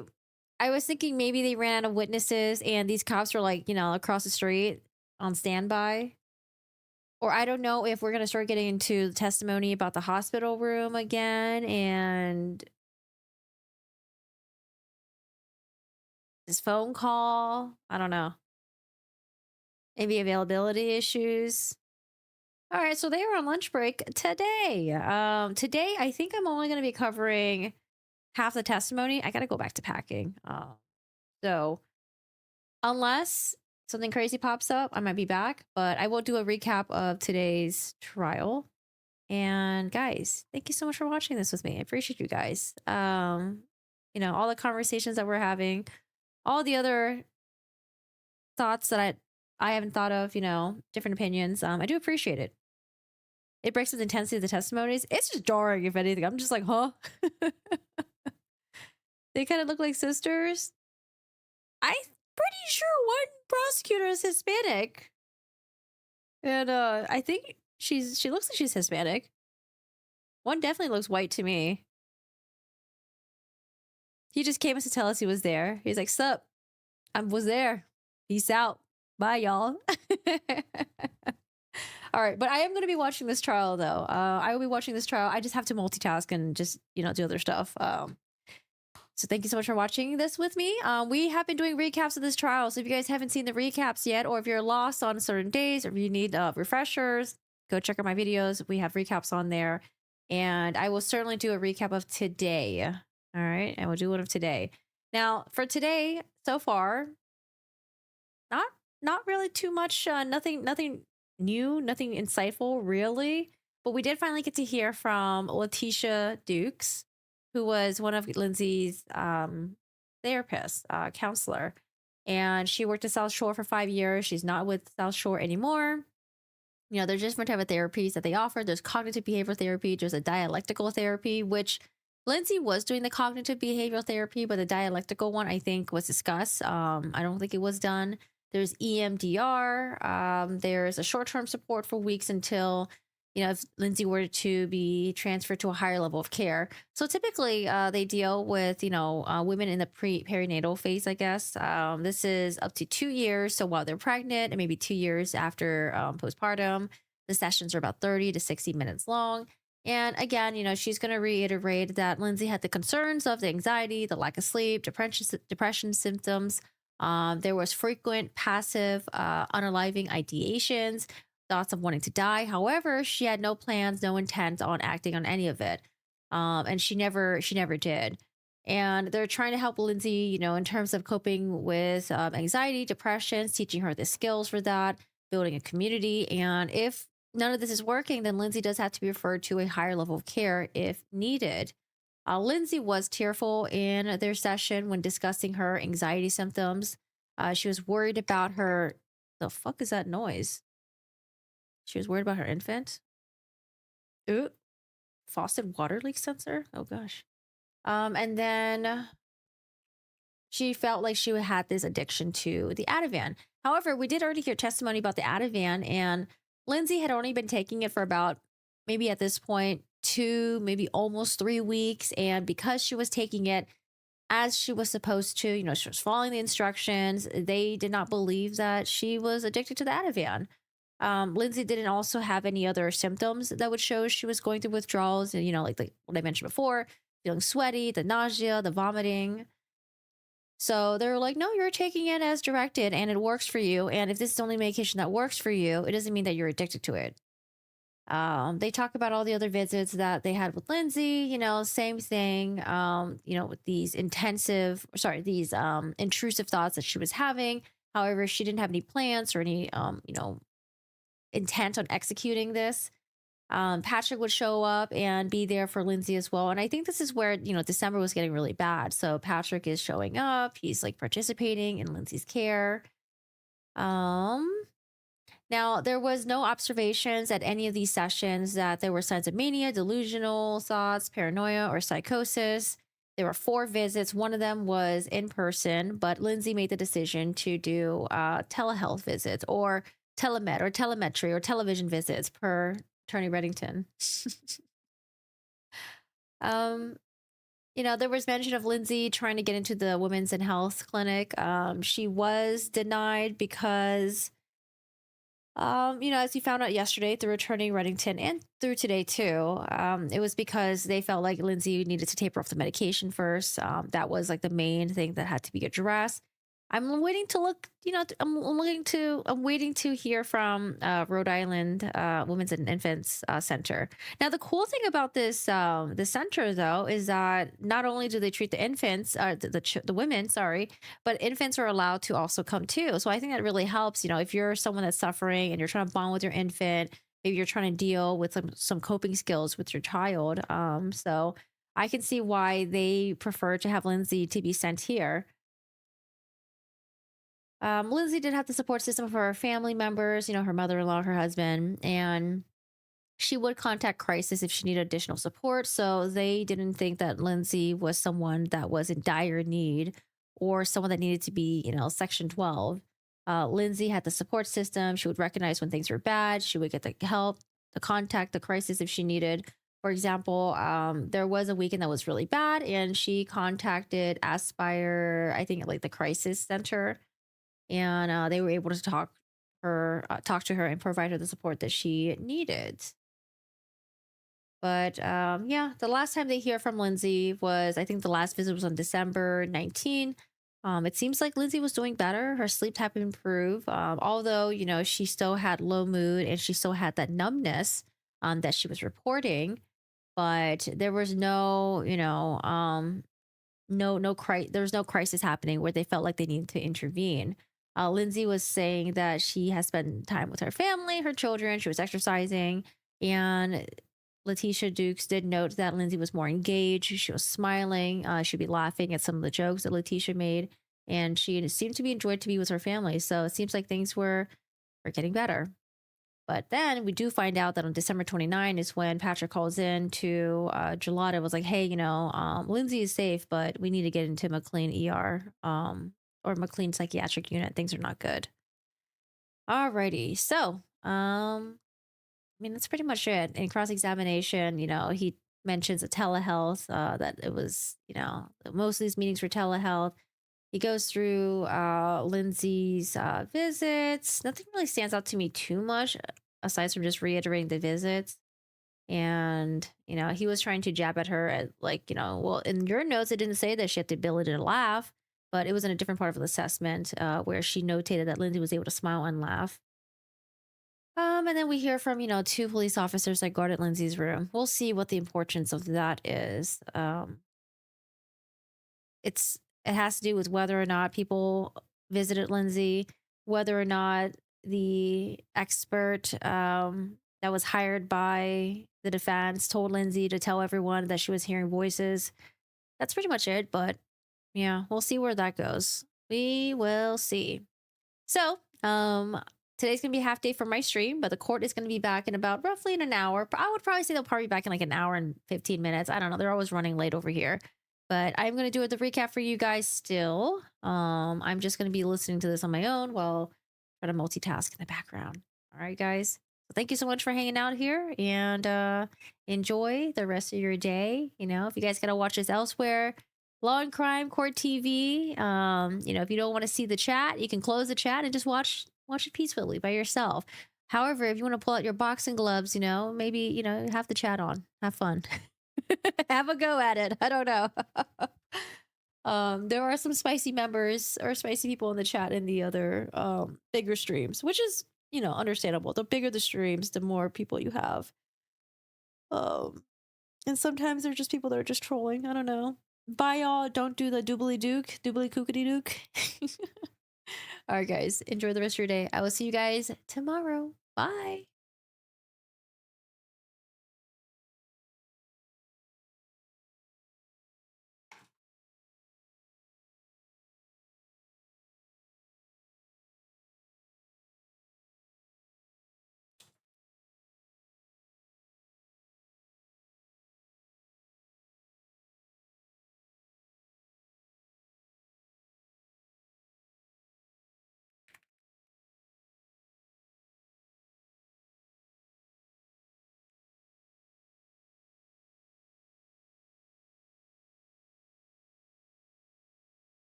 Butter me,